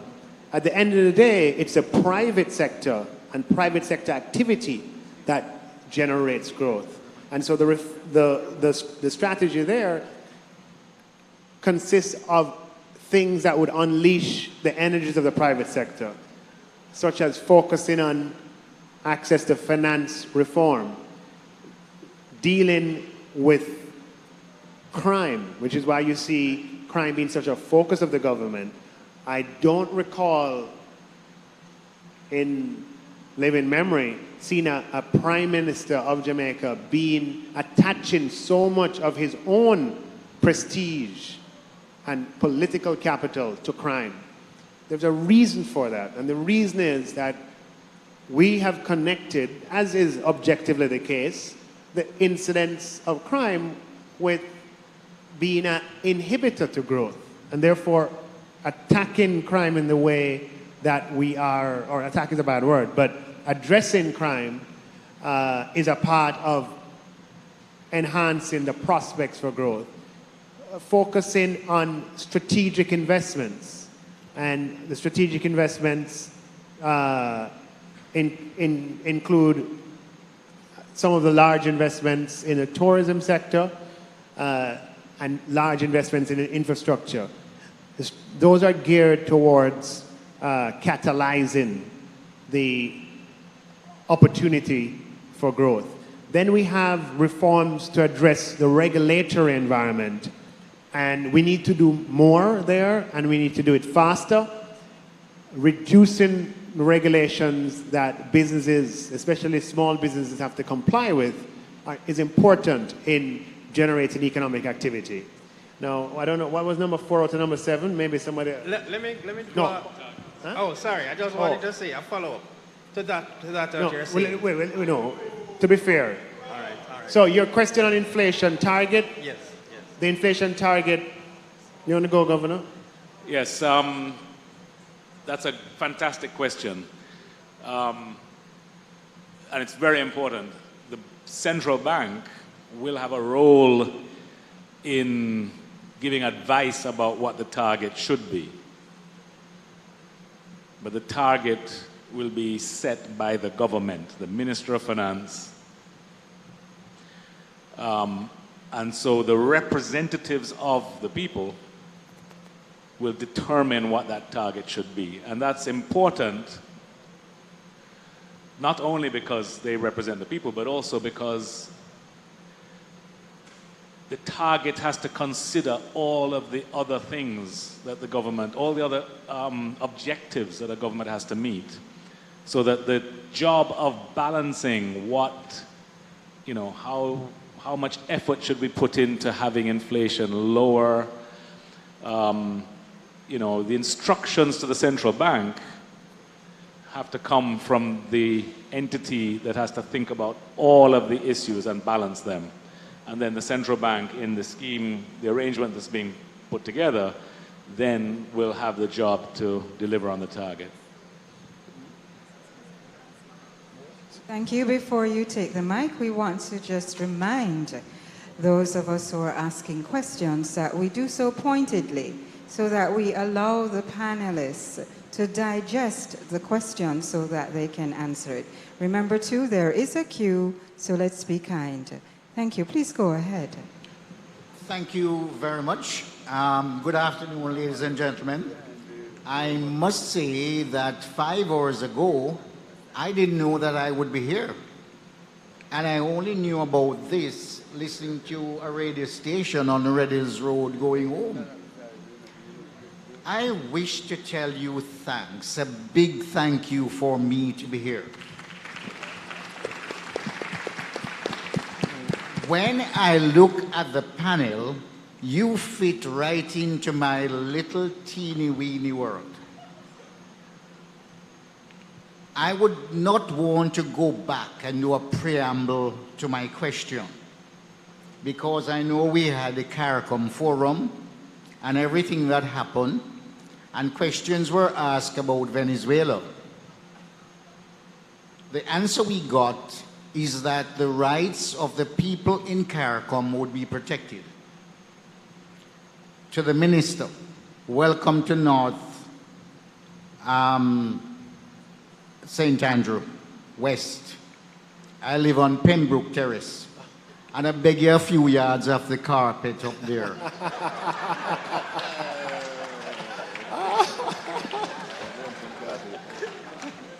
I'm going to ask you to try and You see a lot of carpet in Pembroke Hall, though. Tell the truth. No, none in Pembroke Terrace. Oh, in Pembroke Terrace, but in Pembroke Hall, in the community of Pembroke. Wonderful, wonderful.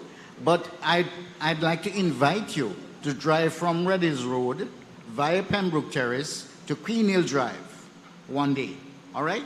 Good. Okay. But I must say that a tsunami has now hit CARICOM through the default of the Venezuelan 2018 global bond. We notice that recently a company in Canada got an award from a US court of $1.5 billion for a refinery in exchange for the gold mine, which was taken over by the Venezuelan government 20 years ago. I happen, sir, to be a risky man, and I invested in one of the Venezuelan bonds. If you read the prospectus, it tells you that settlement for the bond after it is defaulted can go through one of the courts in New York, in London, or wherever. Knowing that Venezuela is deep into Jamaica with the Petro Refinery, PCJ, and the Petro-Caribe Fund, how will Jamaicans be protected against the default in the bond, which is a 2018 7%, which matures on the 1st of December, and on a bond which has defaulted on 4 interest payments? I must say that I wrote to that wonderful lady over there to your left, Honorable Favor, this week. I'm sure I sent you an email begging for help. And I don't want this to be personal, but I'm sure that other Jamaicans would have been affected by this default. So to Minister, the Governor, and to the Honorable Favor, I think that's a direct question, and it's not me alone that is affected. Did I say my name is Joshua? Well, I used to be down there with Moses. And the other thing is that I do nothing, and I have all the time in the world to do it. Joshua Jadu. Thank you, Mr. Jadu, for your question. You're clearly a very informed person. With respect to your, I guess, the first question, or your substantial question, Jamaica's relationship with Venezuela with regard to Petrojam would be covered by a shareholder agreement. Now, I haven't read the shareholder agreement recently, but I would expect, as normal shareholder agreements have, they prescribe how shareholders can treat with their shares and whether they can sell their shares without the knowledge of the other party or without first offering the other party. Our shareholder agreement was entered into in 2006 or thereabouts, and my expectation is that Jamaica is covered under our shareholder agreement.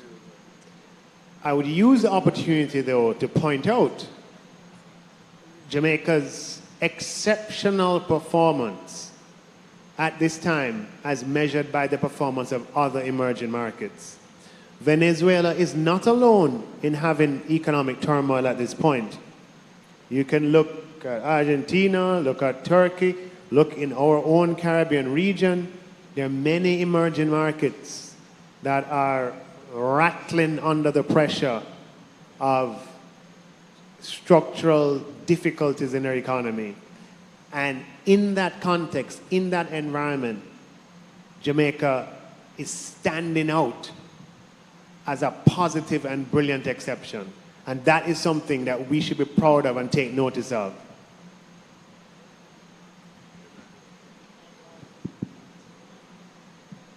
Sir, I wish to say that congratulations indeed to you and your team. I've never seen a younger and a better looking Minister of Finance, and it doesn't seem as though you're going to go hold. But my question is, how will Jamaicans be protected? Considering that you're in business with... I thought you were talking about being protected from Petrojam being a part of the assets that are used. Protected, protected from the default? From the default.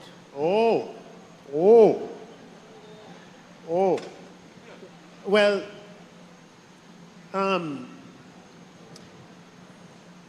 the thing with private investments is that private investments, the investor has the private reward, but the investor also has the private risk.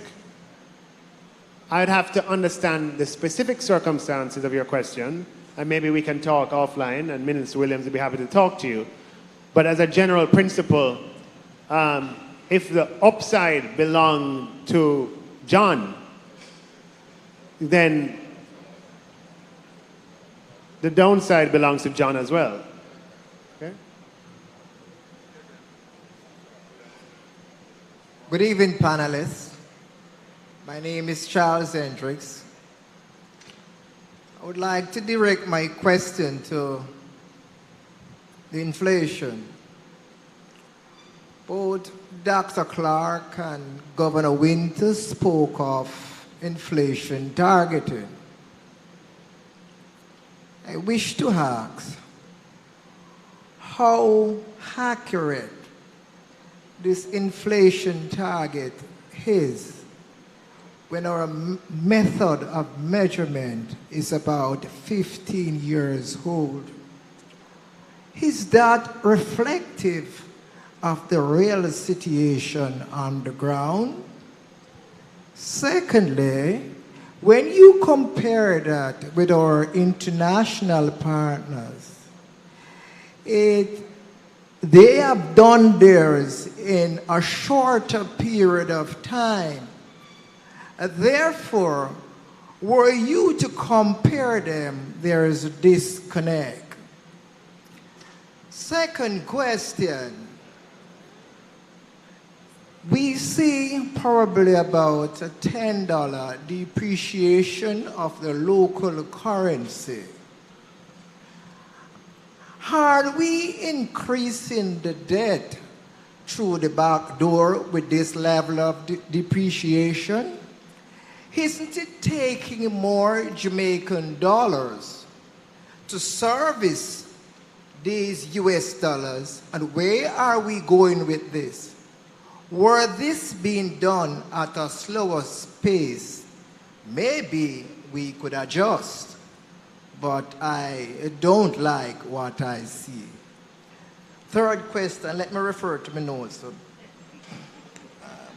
forgive me. Oh, the next question is the wage bill to GDP. I don't think any of the panelists spoke about that. I clearly remember in negotiating the most recent IMF agreement, the wage to GDP was one of the contentious issues, and efforts were made to target that. May I have an update on where that is and how soon we are going to come to the acceptable range? Thank you. Okay, your first question on inflation. So, inflation represents the movement in the consumer price index. And what's the consumer price index? It's an index that consists of over 500 goods that we purchase.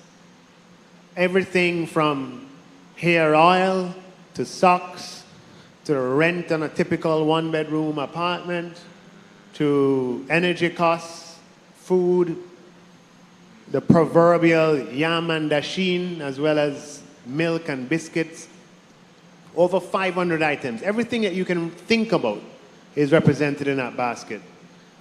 And our brothers and sisters who work at Staten, who are trained in this area, go out every single month and check the prices of these 500 goods across the length and breadth of Jamaica, and they use that to compute the index for that month. And the difference represents inflation over the last month. Now, you alluded to the fact that the prices are weighted, and those weights are determined from an extensive household expenditure survey, where the same people from Staten go out and they measure how we collectively are spending our money. So if you thought about Jamaica as one person and you put all of our income together and you say how much of, and the total is 100, they say how much of that 100 is spent on shoes? Well, that would represent the weight that shoes have in the basket. How much of that income of all of Jamaica is spent on rice? That would represent the weight of that basket, in the weight of that item in the basket. Now, consistent with international best practices, those weights are updated every 10 years, which is what all countries around the world do.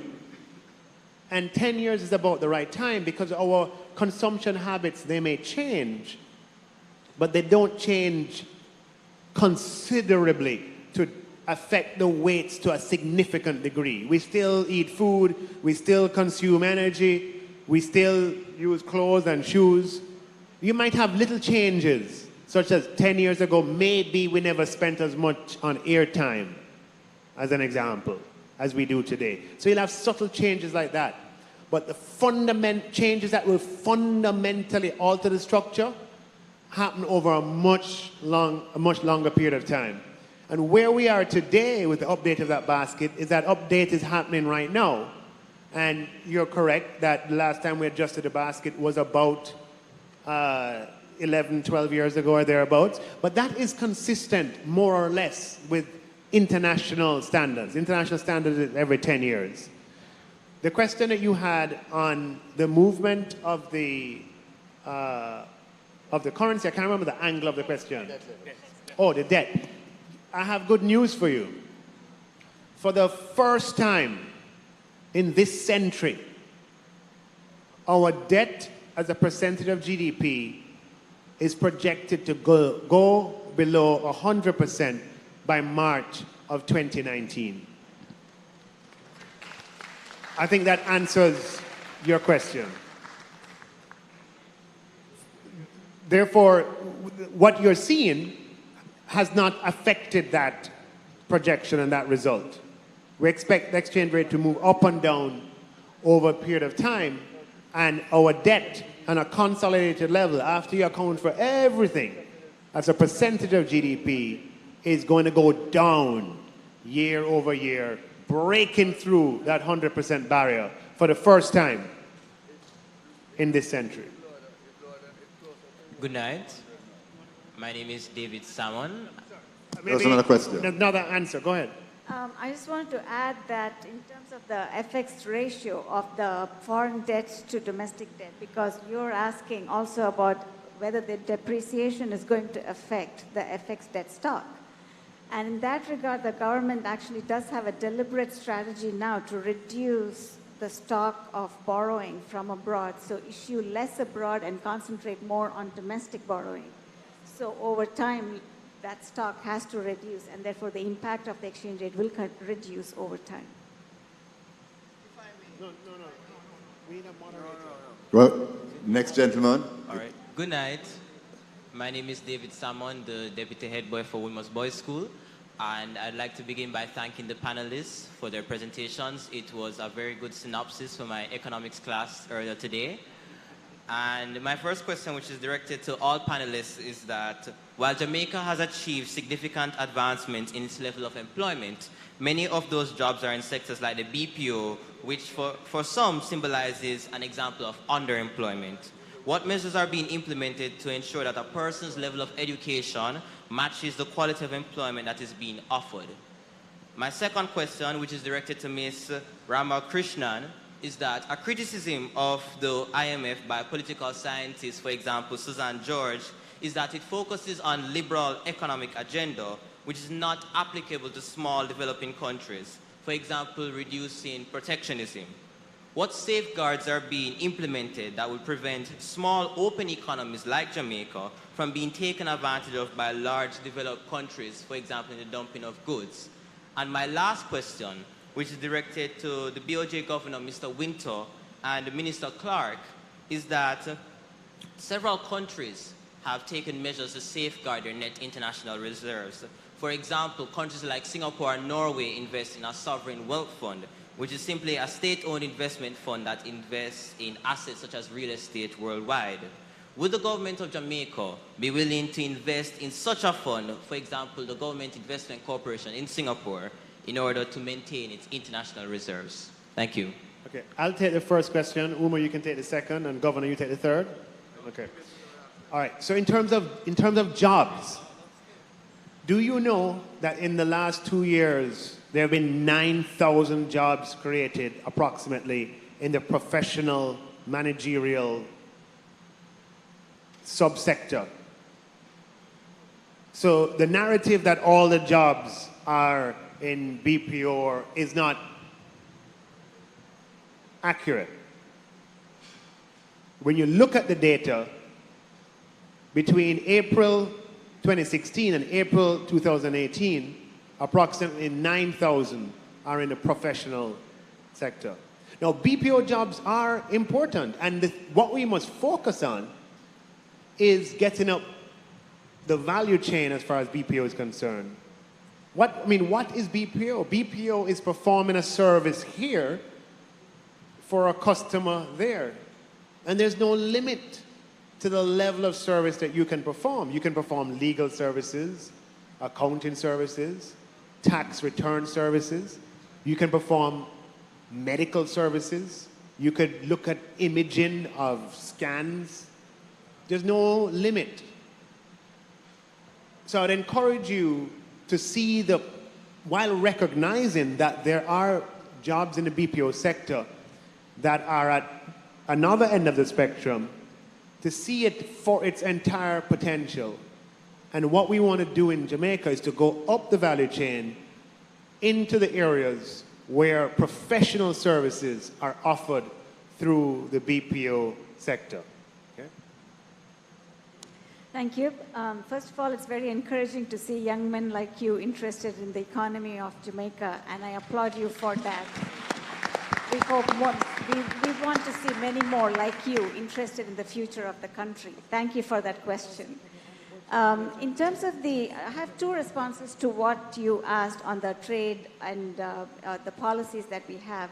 Actually, the Articles of Agreement of the institution of the IMF have articles that protect the membership against trade restrictions and exchange restrictions that may not be within international treaties that have been agreed, and therefore there are policies in place that if one country is acting unfairly against other, there are articles of agreement that will kick in.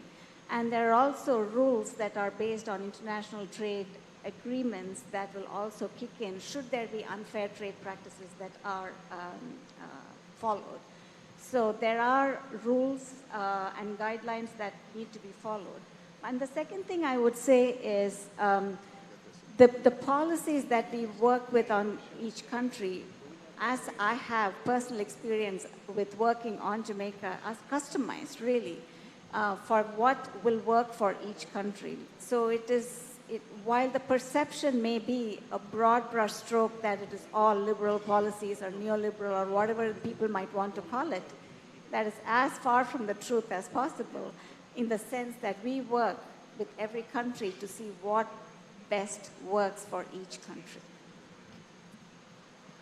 On the question about net international reserves and sovereign wealth funds, I think it's a question that's helpful. It helps me in answering it to be clear or clarify that they're really completely different things. I would love Jamaica to have a sovereign wealth fund, but just by its very name, a sovereign wealth fund is something where you're investing wealth. So you have to have something, some earnings, some source of real wealth that you're going to invest. Net international reserves, or the gross reserves, the reserves that we talk about so much and are so important, are in fact reserves held at the Bank of Jamaica. And the difference, I think you can think of by thinking of the analogy of rainy day money, money you put aside in case there's a real problem and you need the cash right then. Your rainy day money has to be available to you when it's a rainy day. A sovereign wealth fund is going to invest assets and deploy them into investments like the ones you mentioned that won't be available on a rainy day necessarily. Maybe you've bought a ship that's cruising around the world, earning for Jamaica piles of money. That's fantastic. But on a rainy day, you can't use it. So reserves, the reserves the Bank of Jamaica holds have to be liquid. They have to be ready at an instant's notice. So when there's a disaster or a problem, when the Minister of Finance and the government, are dealing with a crisis, Jamaica's lost all of its income for some disaster, but we still have to pay our expenses. And they say, well, okay, government says, well, here, I've got the Jamaican dollars, tax money or whatever the source is, but I need the foreign exchange. Bank of Jamaica says, sorry, it's tied up in this ship sailing the high seas. It wouldn't work. So different things, net international reserves, sovereign wealth funds, and I think an ambition for Jamaica to have wealth that can be invested in a sovereign wealth fund. I think that's a fascinating and interesting thing to think about and challenge. I think the Minister of Finance in the world that he described that's coming, in that world, we will have the need to invest earnings of the country and keep them in a wealth fund that earns for the benefit of future generations.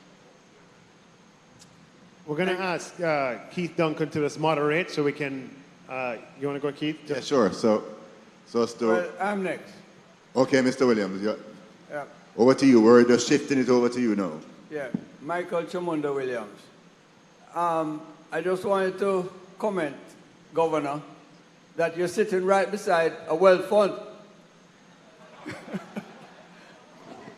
JMMB. Anyway, that's food for thought. I just would like to mention to Minister Clarke, he lamented the fact that from 1975 to now we've been in the IMF and we have maybe borrowed about $400 million US, right?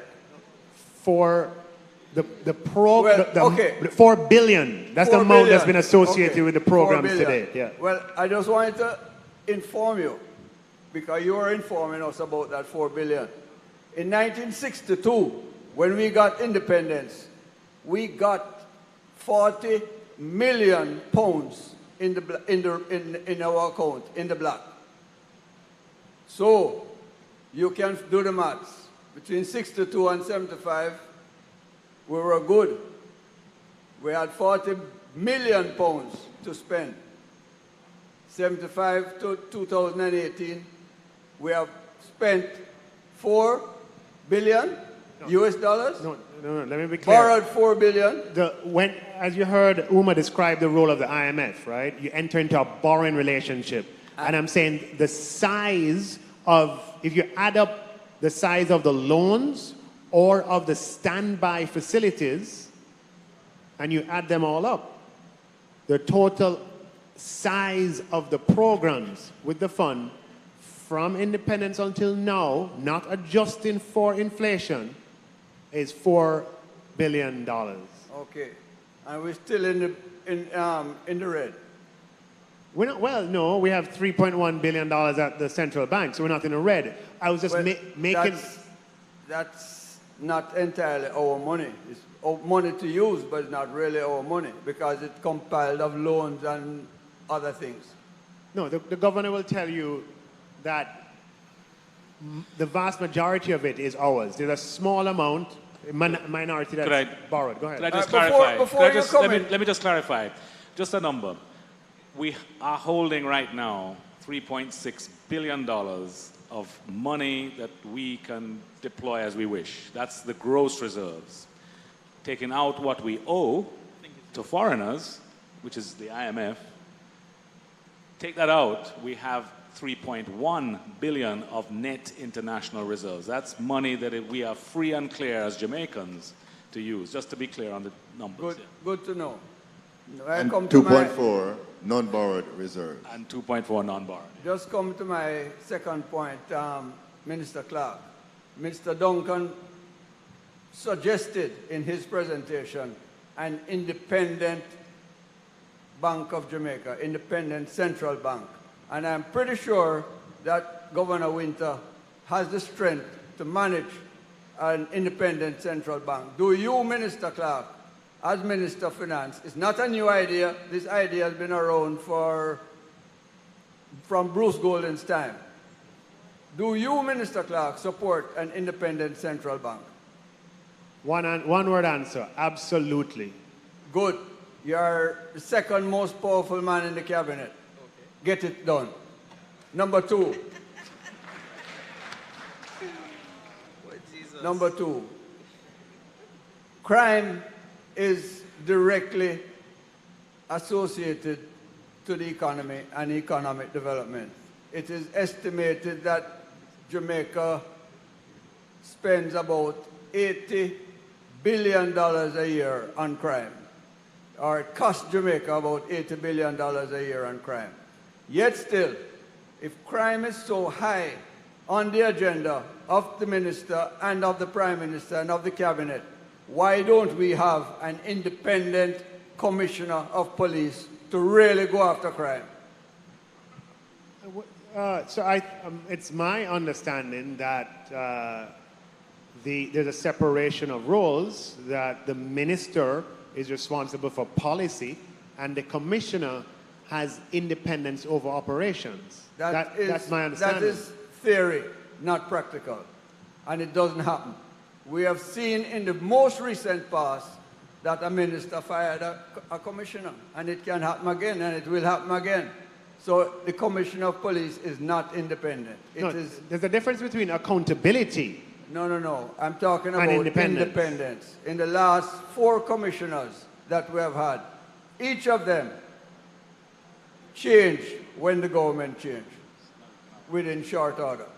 And each of them got their full pension and their full pay based on contract. Right? That's something to consider. Thank you, Michael. No, two more things quickly. All right, so go on and move through. The minister needs to know, he mentioned education and support for school feeding program. He mentioned it, and I'm going to say to him that this government has cut the school feeding program in the early childhood education, and that is wrong. What I can say, no, Mike, whoa, before we go there, under this administration, even though it would have been planned before, but as a factual matter, under this administration, school feeding went from early childhood education. Wait, let me say, school feeding went from 3 times a week, to 5 times a week. Not in early childhood education. It has been cut in early childhood education. That is my point. I'm not talking about school feeding program in general.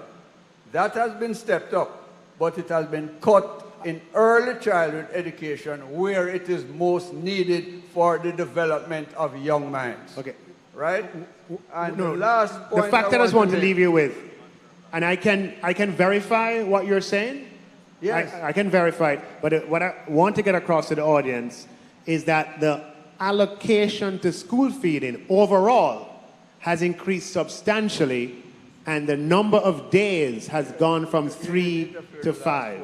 I'll verify what you have just quoted. Yeah, please verify that, because it has been cut. And the last point is, you mentioned loans to the private sector. Well, the first question was only 18% of those loans are being accessed. Yes, there is a lot of money out there to be borrowed, but a lot of those money cannot be borrowed because of the criteria that has been set. The people who need those loans cannot access them because they're going through the commercial banks, a lot of them, and the commercial banks are asking onerous criteria to get access to the loan. And Jamaica Development Bank of Jamaica falls under you. They have no? It's in the Prime Minister's portfolio. Okay. You are the second most powerful man. The Jamaica Development Bank has a program to lend money for solar. It goes through the commercial banks. The people in Hope Pastures, more than anywhere else, need solar because of what JPS is doing to us. And although our Member of Parliament, Mrs. Williams, is the Member of Parliament there, JPS is really running roughshod over us. And we will trying to get loans for solar, and we can't get them because the banks create obstacles for borrowing. So I put those points to you, sir, so you can look into them. Okay, thank you, sir. I think Minister Williams will be happy to talk to you afterwards about the situation you just described.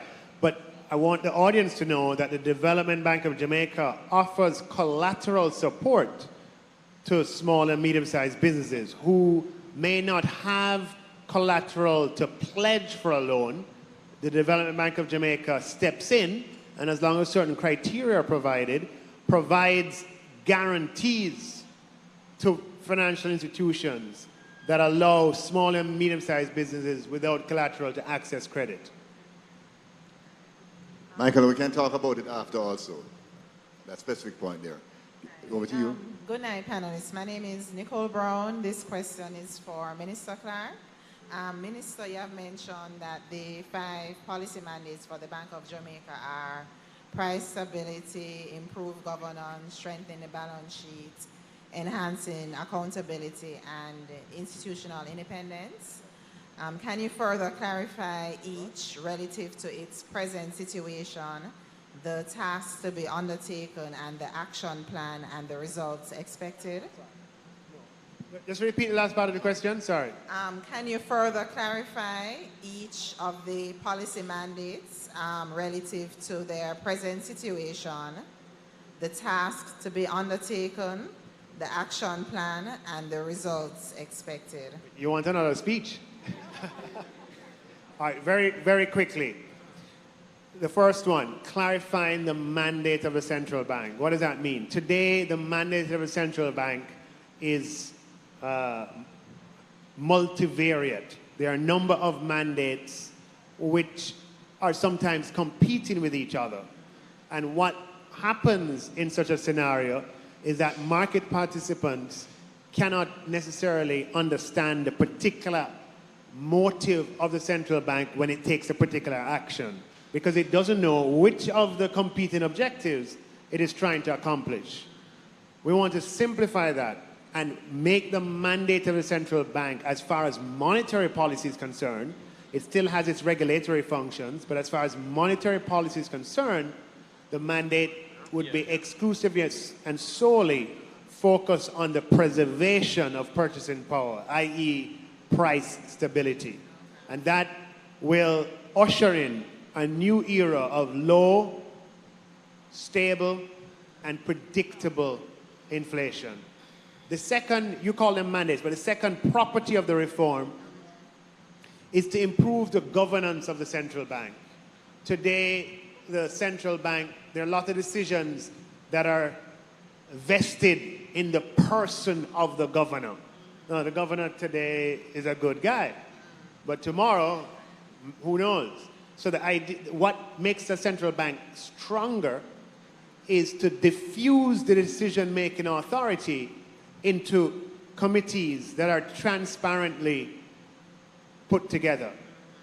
So the central bank governance will consist of a number of committees: a monetary policy committee for monetary policy decision-making, a financial sector stability committee for financial sector activity, and other committees. And those committees will consist of executives, senior executives from the central bank, as well as persons who are experts in a particular area and are appointed from outside the central bank and are able, who have no conflicts and are able to complement the thinking process of the central bank. The governance reforms also aim to elevate the board of the central bank to be at the same level of prestige as the governor. So today the governor is appointed by the Governor General on advice of the cabinet. The idea is to elevate the board to be appointed in exactly the same way. So when they sit around that table, they have a voice that's equal to the voice of the governor in a symbolic way. And the governance will also be strengthened by staggering the appointments of the board to ensure that there's continuity in governance even as administrations change. The third element, not in any order of importance, is to give the central bank formal, it has it now informally, but formal and protected by legislation, independence in monetary policy decisions by removing the ability of the Minister of Finance to give directions on monetary policy. What this will do is communicate to the market at large that we are serious about monetary policy independence because we have put it in the law.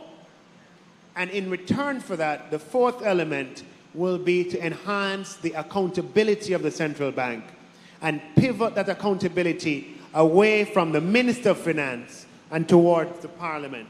So the central bank governor will be required to appear before Parliament, before a committee of Parliament, as the case may be, and to give an account of his or her stewardship, particularly as it relates to the goal of low, stable, and predictable inflation. The central bank will be required to account for its decisions, why it did certain things, to give forecasts of where it sees things going. And along with what I described, the Monetary Policy Committee is going to be required to be transparent and to give a summary of the reasons behind its decisions on the day those decisions are made, in addition to providing the minutes for Monetary Policy Committee meetings on a lag basis. And those, those constitute the core elements. Oh, the fifth is to strengthen the balance sheet of the central bank, to capitalize it, to make it stronger, to endow it with more financial resources so that it can implement, it can have the credibility to implement the responsibility with which it is charged. Thank you. I think that deals with the question of an independent central bank quite thoroughly. Can we go on this side first? Yes. And we alternate? All right, good evening. Don't be alarmed, panelists. I only have one question. Right, so, Javon, by the way, Javon Mott from the University of Technology. It has been the administration's policy to promote growth and to promote the development of businesses.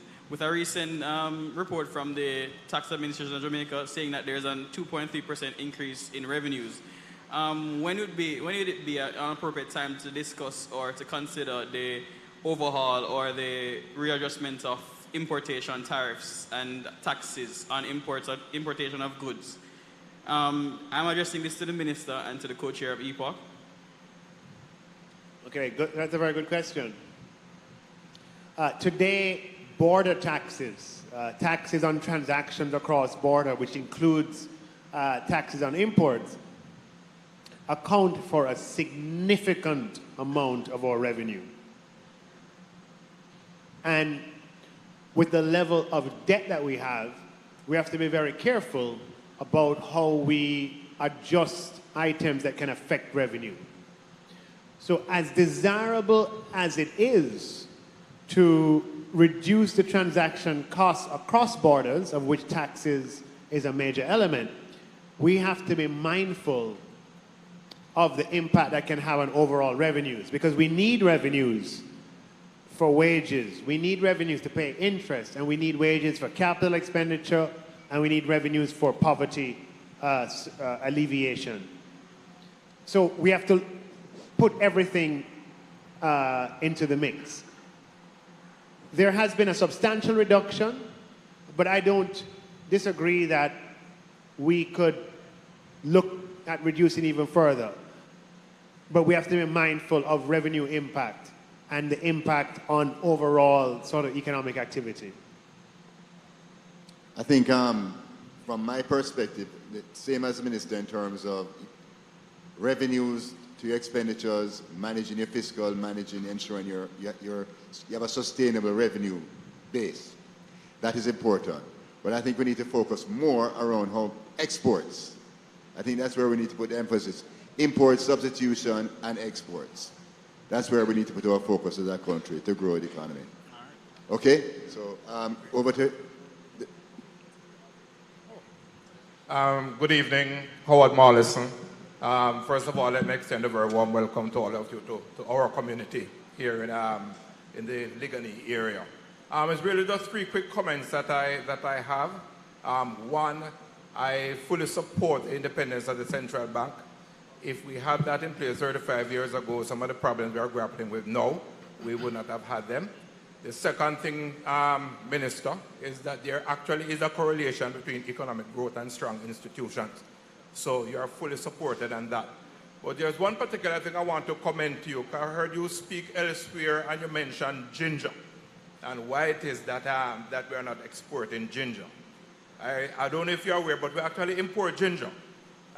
Today, when I went to the Carnation market, which I regard as being the only true market, where you have plenty buyers and plenty sellers meet and with fixed price, the ginger there was from Croatia. The carrot was from Mexico. The Irish potato was from the United States. These are products that we can grow all year round in Jamaica. So what I want to commend to you, and we have heard it said many times, that the impact that agriculture can have on the economic growth of this country. I just want to commend to you to speak with your colleagues and say whether or not, why is it that we are importing these stuff when we can actually grow them here in Jamaica? I mean, that's an excellent point. You know, the data suggests that whatever happens, that growth and agriculture performance are strongly correlated. Whenever agriculture grows, the overall economy grows. Wherever agriculture is negatively affected, the overall economy is negatively affected. So I could not agree with you more.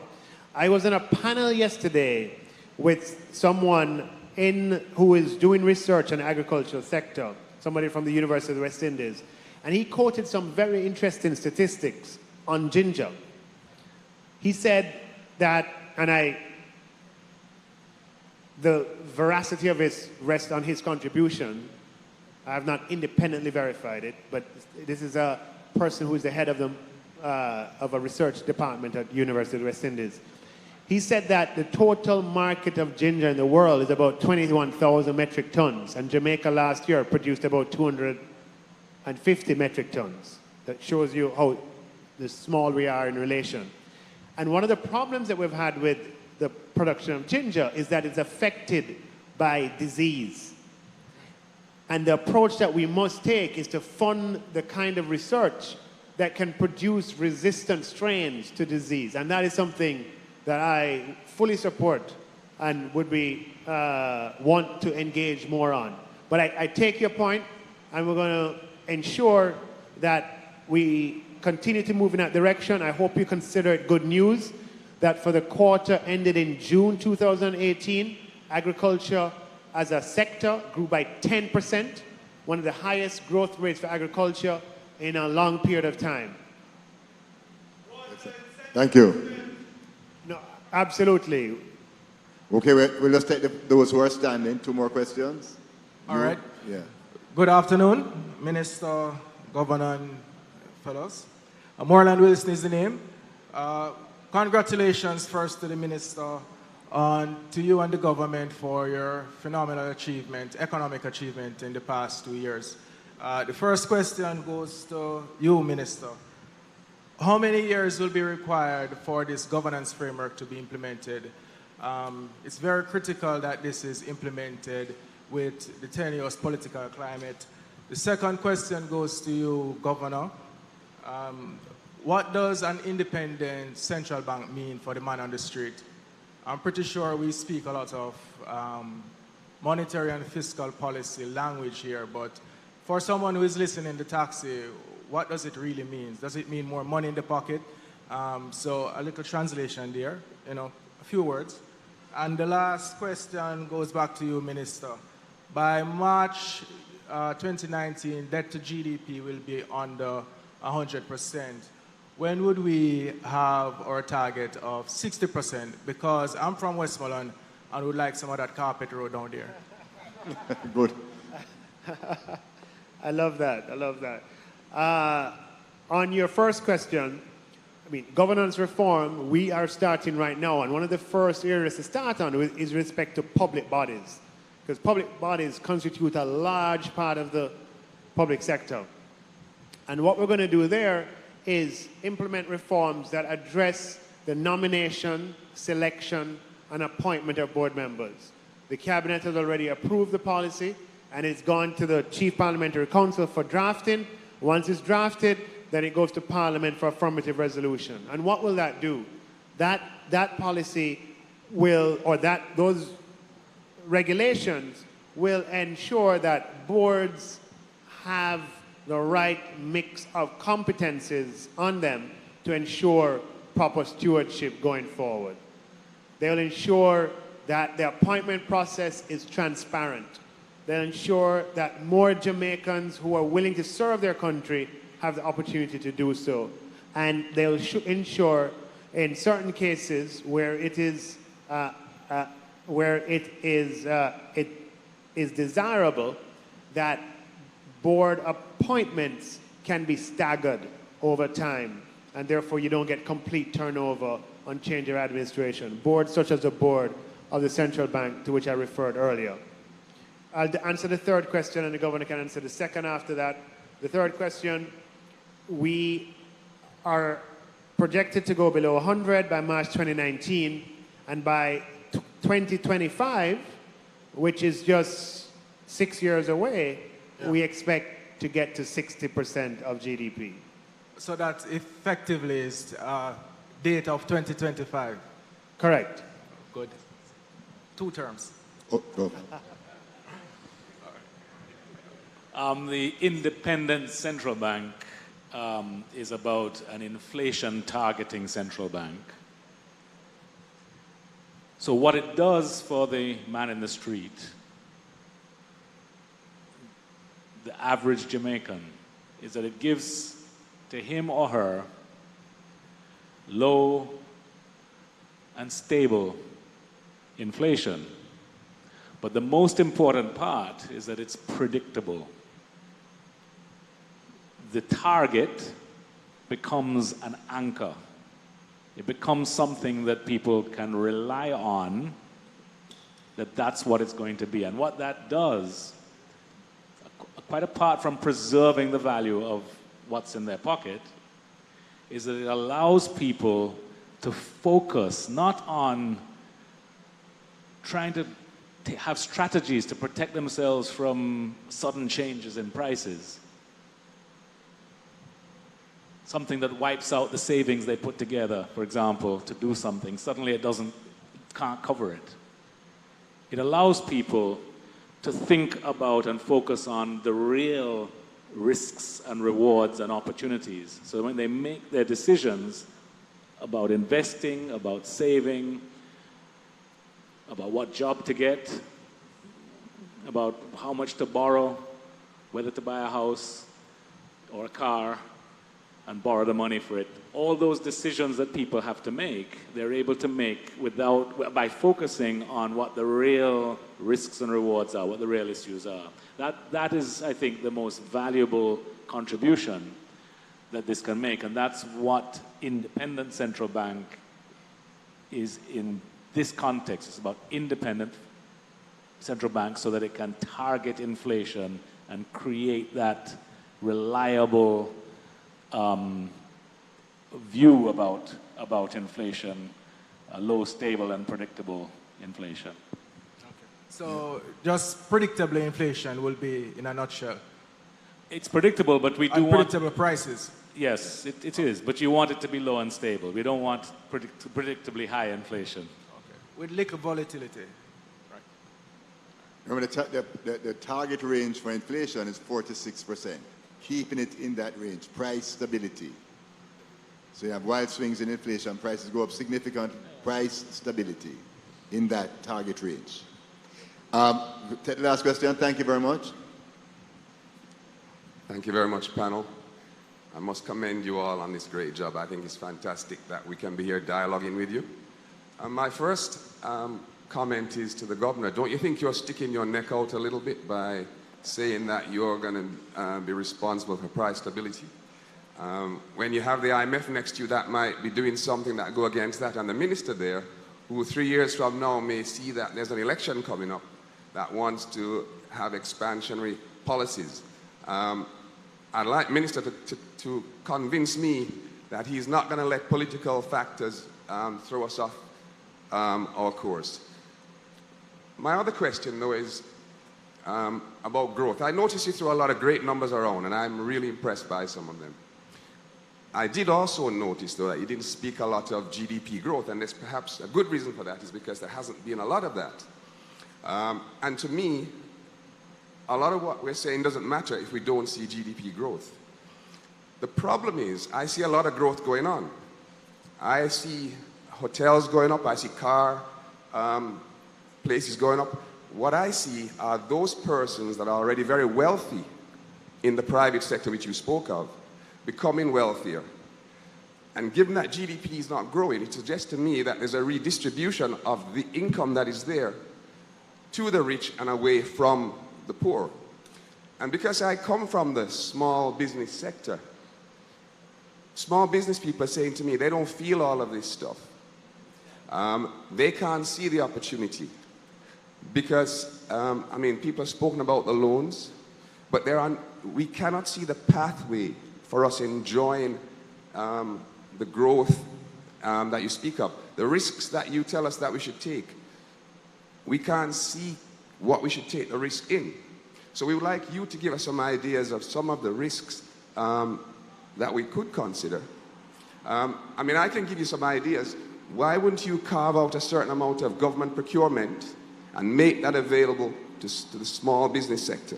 Even 40%, 50%, guarantee that. If we cannot do that, you give it to the people, the bigger people.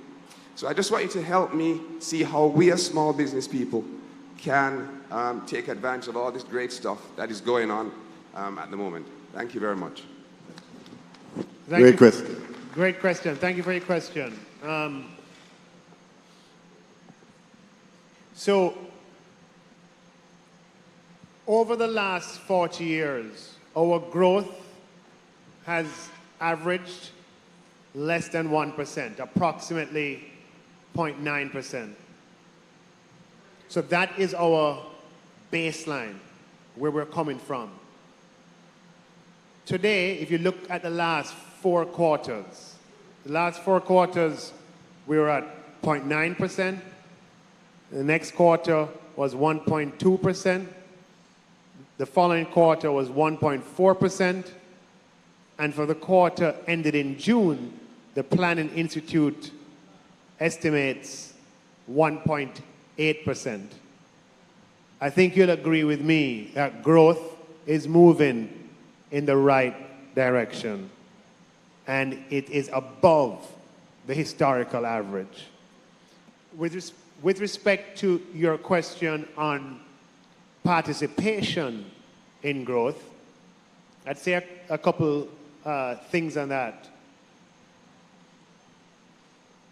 At the end of the day, you know, growth is a statistic. Why are we interested in growth? We're interested in growth because it expands revenue to the government, and so there are more things that can be done. And it also usually, hopefully, leads to employment. So it can increase, both of which improve the standards of living. The good news is that we are getting the effects of growth.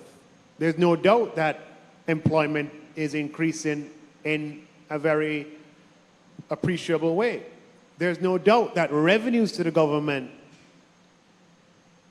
is also increasing, and we are, as I mentioned earlier, feeling the effects of that. So we have the reverse of the problem that people usually have. People usually have the problem of jobless growth. And our problem is that we're getting the growth in jobs, we're getting the growth in capital expenditure, the growth in spending on the poor, even though the statistical growth we're not seeing at the levels that we want to see. But the route to those levels passes through the numbers of 1.8 and 2. So we're going to get there. Now, to the specific point that you mentioned, I just want to give you an anecdote. For one of these areas in Kingston that was recently developed into a BPO that now employs about 2,000 people in that one location, there was a man that used to sell there for about 20 years. Right? And he had just a little stall made of wood. And he would ride his motorbike every day. And he would sell items to people who worked around that area. He had what you would call not a medium-sized business, not a small business, but a micro business. All of a sudden, the area around him started to develop. Steel go up, foundation build, brick, cement pour, go up, roof on, wall paint, windows in, door open. 2,000 people employed, working every day. 2,000 more customers for his micro business. The other day, I got a WhatsApp. I could not believe my eyes. The man, there's a van park up with the name of his business, and he is selling to those 2,000 people in that BPO center, and he have a proper establishment. That is participation in the growth that we're talking about. Participation at the level, and this is a real story. And that is happening all around Jamaica. As we see these businesses pop up and we see employment, there's downstream activity where people who are providing services to new people enter the workforce. They are participating. The challenge is that they don't make the newspaper. They're not on page 2, so you don't see them. But those stories are, and maybe we have to do a better job of highlighting those stories, but they're as real as the sun coming up every day.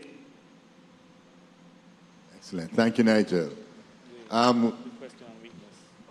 The question on, yes, put it in your neck out. Yeah. Go ahead. Oh, right, the question on right. Wait, 1 sec. You asked a very good question about what guarantees do you have that, 3 years from now, you don't experience, run with it, which is a thing of the past. That's because, as I spoke about earlier, we safeguard our reforms through institutional mechanisms. And the institutional mechanism that acts as a safeguard against the risk that you have so wisely pointed out is that we have fiscal rules in place, which are part of our law. And those fiscal rules specify on an annual basis the amount of fiscal savings that we need to generate in order to keep our debt on a downward trajectory. And that's a law. So it would be unlawful for a Minister of Finance to table a budget that broke that rule. But we're not leaving it at the rule. We're going to put an institution in place whose role and responsibility is an institution that is enshrined in law, that has the capability and capacity to independently communicate with the public. And their job is going to be to make sure that that law is being followed and to communicate to the public. Now, around the world, there are many such institutions that have popped up over the last 10 years. But they've always popped up in times of trouble, in times when it has been pushed down the throat of a government as necessary to support confidence. I don't know of a case, let us put it this way, there must be few cases where a Minister of Finance in relatively good times is proposing on himself the establishment of an independent fiscal council. That shows you the degree of our commitment, the degree of the commitment of this government to maintaining a path of fiscal credibility long into the future that safeguards the gains that we have all made. Wonderful. Excellent. So I think we're wrapping up now, and can we call that a day? I'd like to thank everyone for coming out today. This is an example of participation and open dialogue that we need to keep going as a country, so we can all get and locate ourselves in the growth of this economy. So explore the linkages, look at the opportunities, agriculture, tourism, look at those linkages as described by the minister earlier. There are many opportunities that are going to emerge. We just need to just continue to build on the successes to date. Have a good night, ladies and gentlemen.